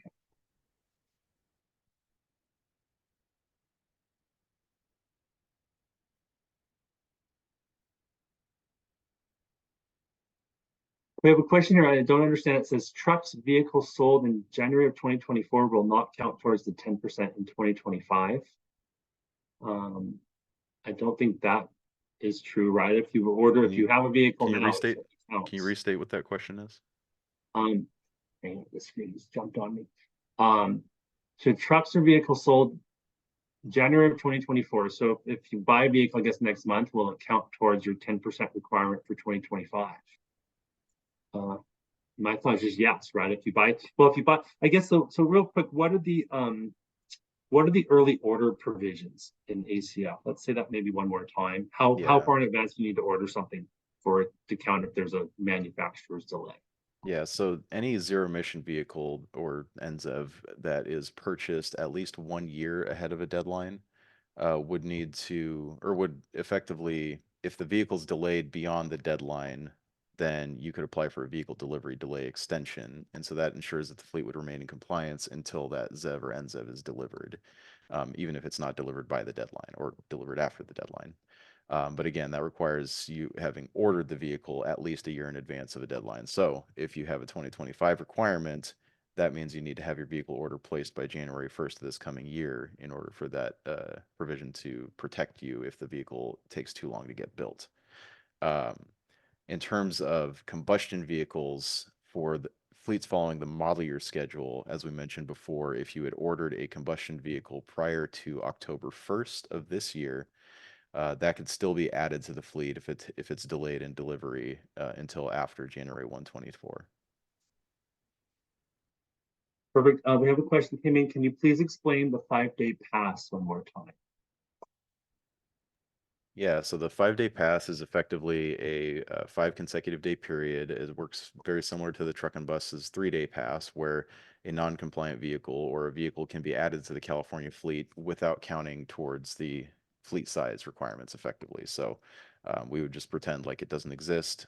You can bring it in for 5 days, and as long as it's out of here, then it doesn't count towards your fleet size after that period. You would have to apply in truckers 5 days in advance of a planned trip. And the what's the other nuance here I'm trying to get at? I think that's just about it. You would apply online in truckers 5 days in advance of a planned trip. Oh, I'm sorry. It's good for one vehicle. I'm sorry. Every vehicle can take advantage of a 5-day pass once a year. So it's not limited to one per fleet per year, like the truck and bus one was. this one is good for any single vehicle to operate once per year for up to 5 days. Any vehicle. That's an important change between the two roles. That's for sure. We have a question. I think we'll just that came in asking about how do I apply for some of these provisions. We put in the chat the links to the fact sheets for these. So I think those are sort of your best resources if you're confused or have questions about these specific provisions. We'll take a look at the fact sheet, and then we'll have reporting guidance on how to claim them. Most of them, a lot of them you don't need to claim. So some situations you have your start getting your paperwork lined up if you're having issues now, but they really apply for next year's reporting. Okay.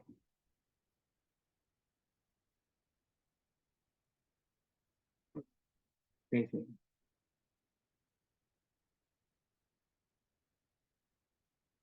So here's a question within truckers, and some of these things we may, it's probably some of these are probably too early to know for sure. But says once a trucker's account is created for an individual or for a fleet, and they sell their truck to another company, will they be able to transfer the truck into the other person's trucker's account? So how do people move sold vehicles between truckers' accounts?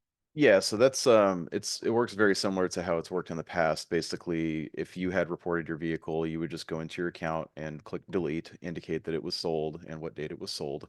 The other fleet would then go into their account and just plug that truck in as if it's a new addition to their fleet.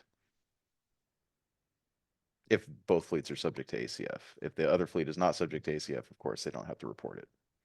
And keeping in mind, whoever's buying that vehicle, if it's a combustion vehicle, especially depending on which compliance option they selected, they may or may not be able to purchase a combustion vehicle. So if they're in model year schedule, then again, only ZEVs can be added to their California fleet. So they would not be able to purchase a combustion vehicle if they're using the model year schedule and add it to their fleet.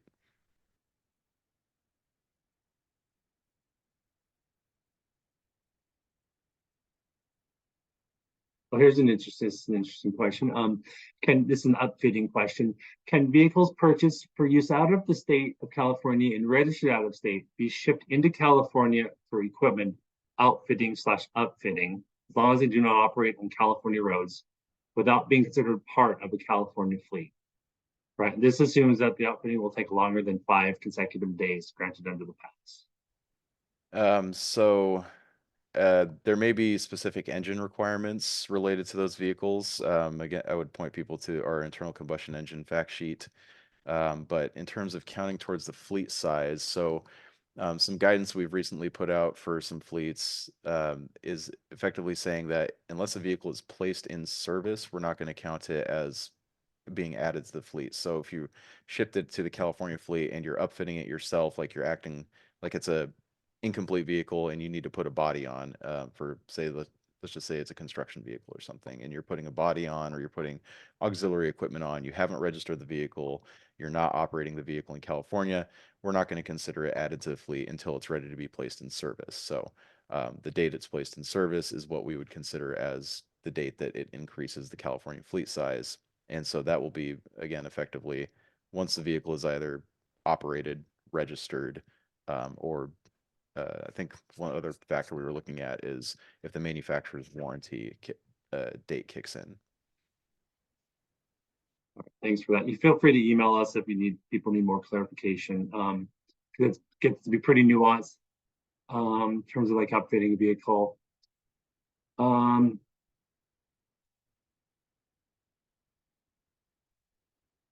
There's a couple just little things. We have a question here asking, are we going to fix the yard truck situation with the VINs? How the truckers upload sheets were difficult to use in previous versions.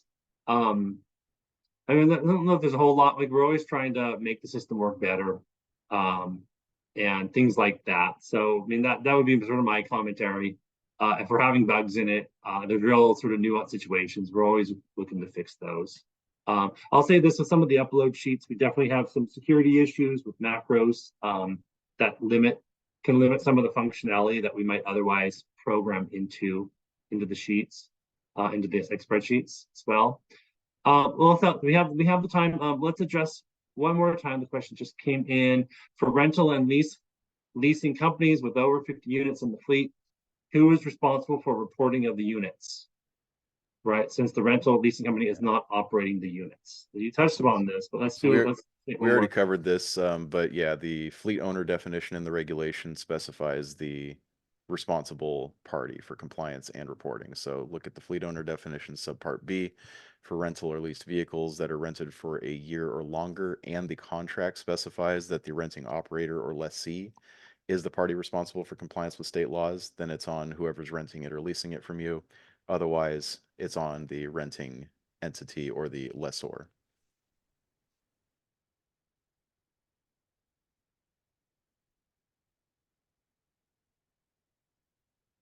All right, I'm just looking through. I think we've answered pretty much everything that I see coming in. I apologize to anybody who, if we've missed anything. But we've talked about pretty much all these topics.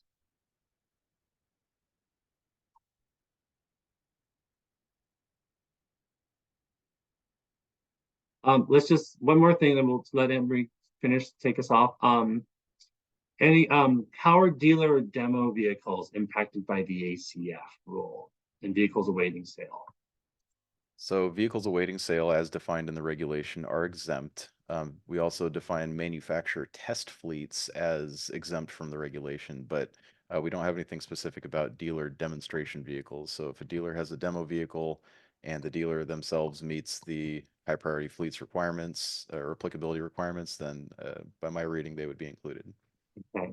And then real quick, Chris, any kind of certificates of like reported compliance, those will be available later this year. Are people required to carry those certificates in the vehicle with them? So we don't require fleets to carry certificates. What we do require is if you are working with a fleet for which you're required to ensure that they're compliant with high priority fleets, as part of the record keeping requirement, you may want to grab a copy of that fleet that you're working with certificate. But in terms of like individual drivers or people keeping certificates, there's nothing in the regulation that requires them to keep it in the vehicle. If somebody's checked by our enforcement department, they can just look up the VIN number in our system without needing because again, the regulation, depending on which option they select, it's not vehicle by vehicle. So we necessarily need to double check our system to make sure that the vehicles are compliant, because if the fleet as a whole is compliant and an individual vehicle is not as EV, we wouldn't know that without looking at the system. So our enforcement department does have access to our trucker system to look fleets up. Perfect. Okay, I think that's everything. We'll answer a few more questions directly before we close it out, but I'll turn it over to Anne-Marie. Thanks, Chris. Oh, just I didn't know if Molly, if there were any other questions that you wanted to answer live before we kind of wrap up. Oh, I saw some questions about the disclosures that are required and hiring compliant fleets, and I was busy answering a lot of questions in the chat, so I don't remember if this was covered. Chris, did you cover the disclosure requirements under the rule and where people can get information? I'm happy to do it. So we didn't cover it specifically, but if you look at the regulation language, the requirements for hiring compliant fleets is specified in section 2015G. It has kind of three aspects. If you are hiring and operating vehicles yourselves, or hiring and directing the operation, so effectively acting like a broker, like dispatching vehicles to go when, where, and with what vehicles, that they're supposed to use, then you are required to double check that that fleet is compliant if they're subject to ACF by just going to our compliant fleet lookup tool and typing that fleet's information in to see if they show up as a compliant fleet. You also need to provide that fleet that you're hiring a disclosure of the regulation's applicability. The specific language is in the regulation, and it effectively says, provide the following disclosure in writing to the hired fleet, either in the hiring contract or agreement, or as an addendum to the hiring contract or an agreement. And the language is, vehicles with a GVWR greater than 8,500 pounds and light-duty package delivery vehicles operated in California may be subject to the California Air Resources Board Advanced Clean Fleets regulation. Such vehicles may therefore be subject to requirements to reduce emissions of air pollutants. For more information, please visit the CARB Advanced Clean Fleets website. So it's basically just a short paragraph that says, hey, these vehicles might be subject to ACF. Please go to the website to see if they are.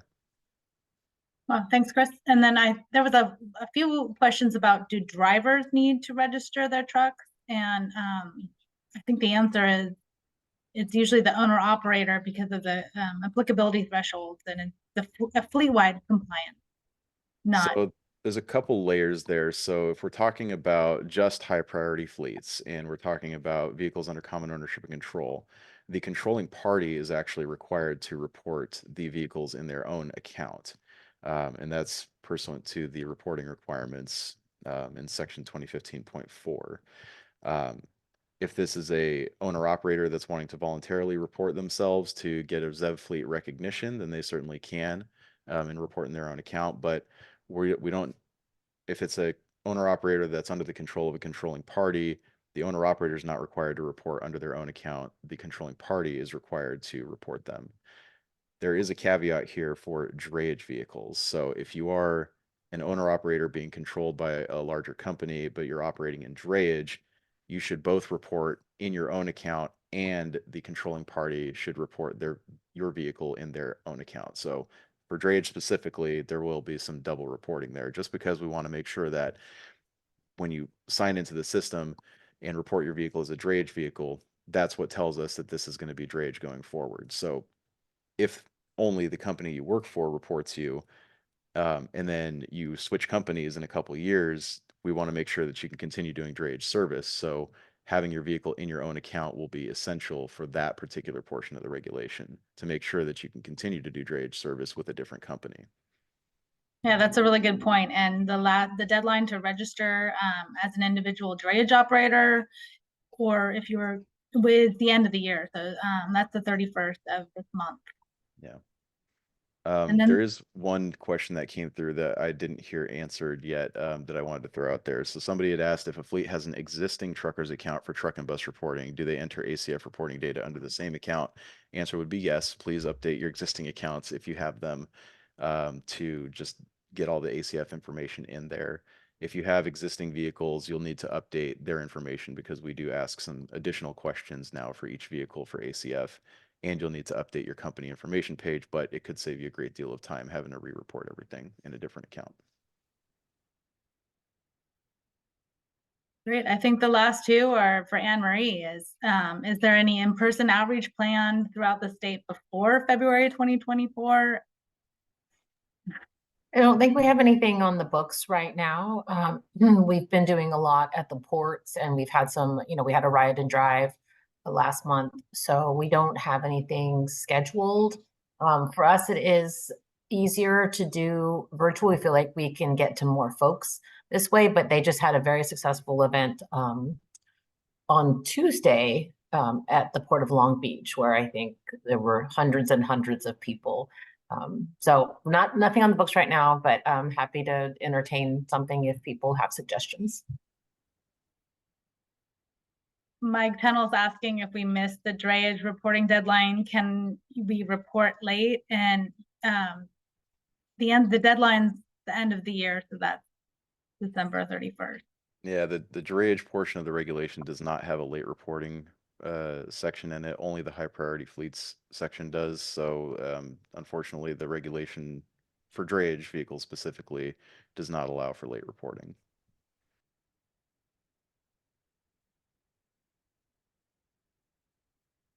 Right. I think that we covered most of them. I don't see any more. Chris, do you? No, I'm just trying to answer via text any remaining questions in the Q&A box, but I might not see get to them before we close the meeting. So if we don't get to any, oh, I'm sorry, real fast, Brandon. If we don't get to your question in the Q&A box here, feel free to send them to zevfleet@arb.ca.gov and we can answer your questions there. Good. How do joint compliance options work within the definition of a California fleet?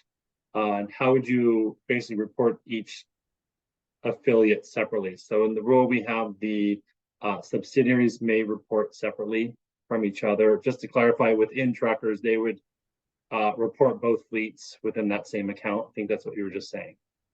Correct.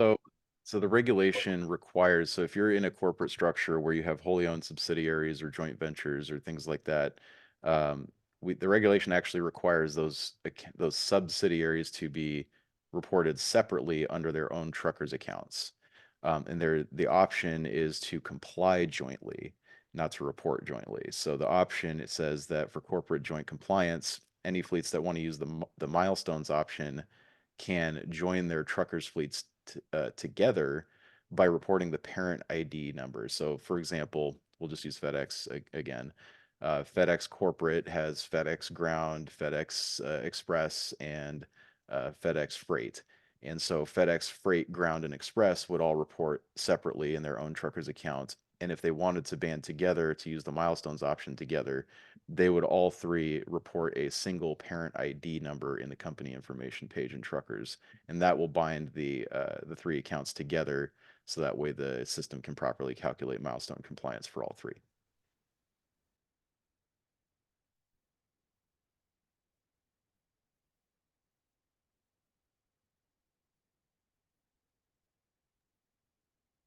Okay, are we wrapping up? All I have. Sounds like it. Thanks to everyone who participated today. Thank you for all the good questions. Yeah, like we've said, if you have more questions or have follow-up, please send them to Zev Fleet.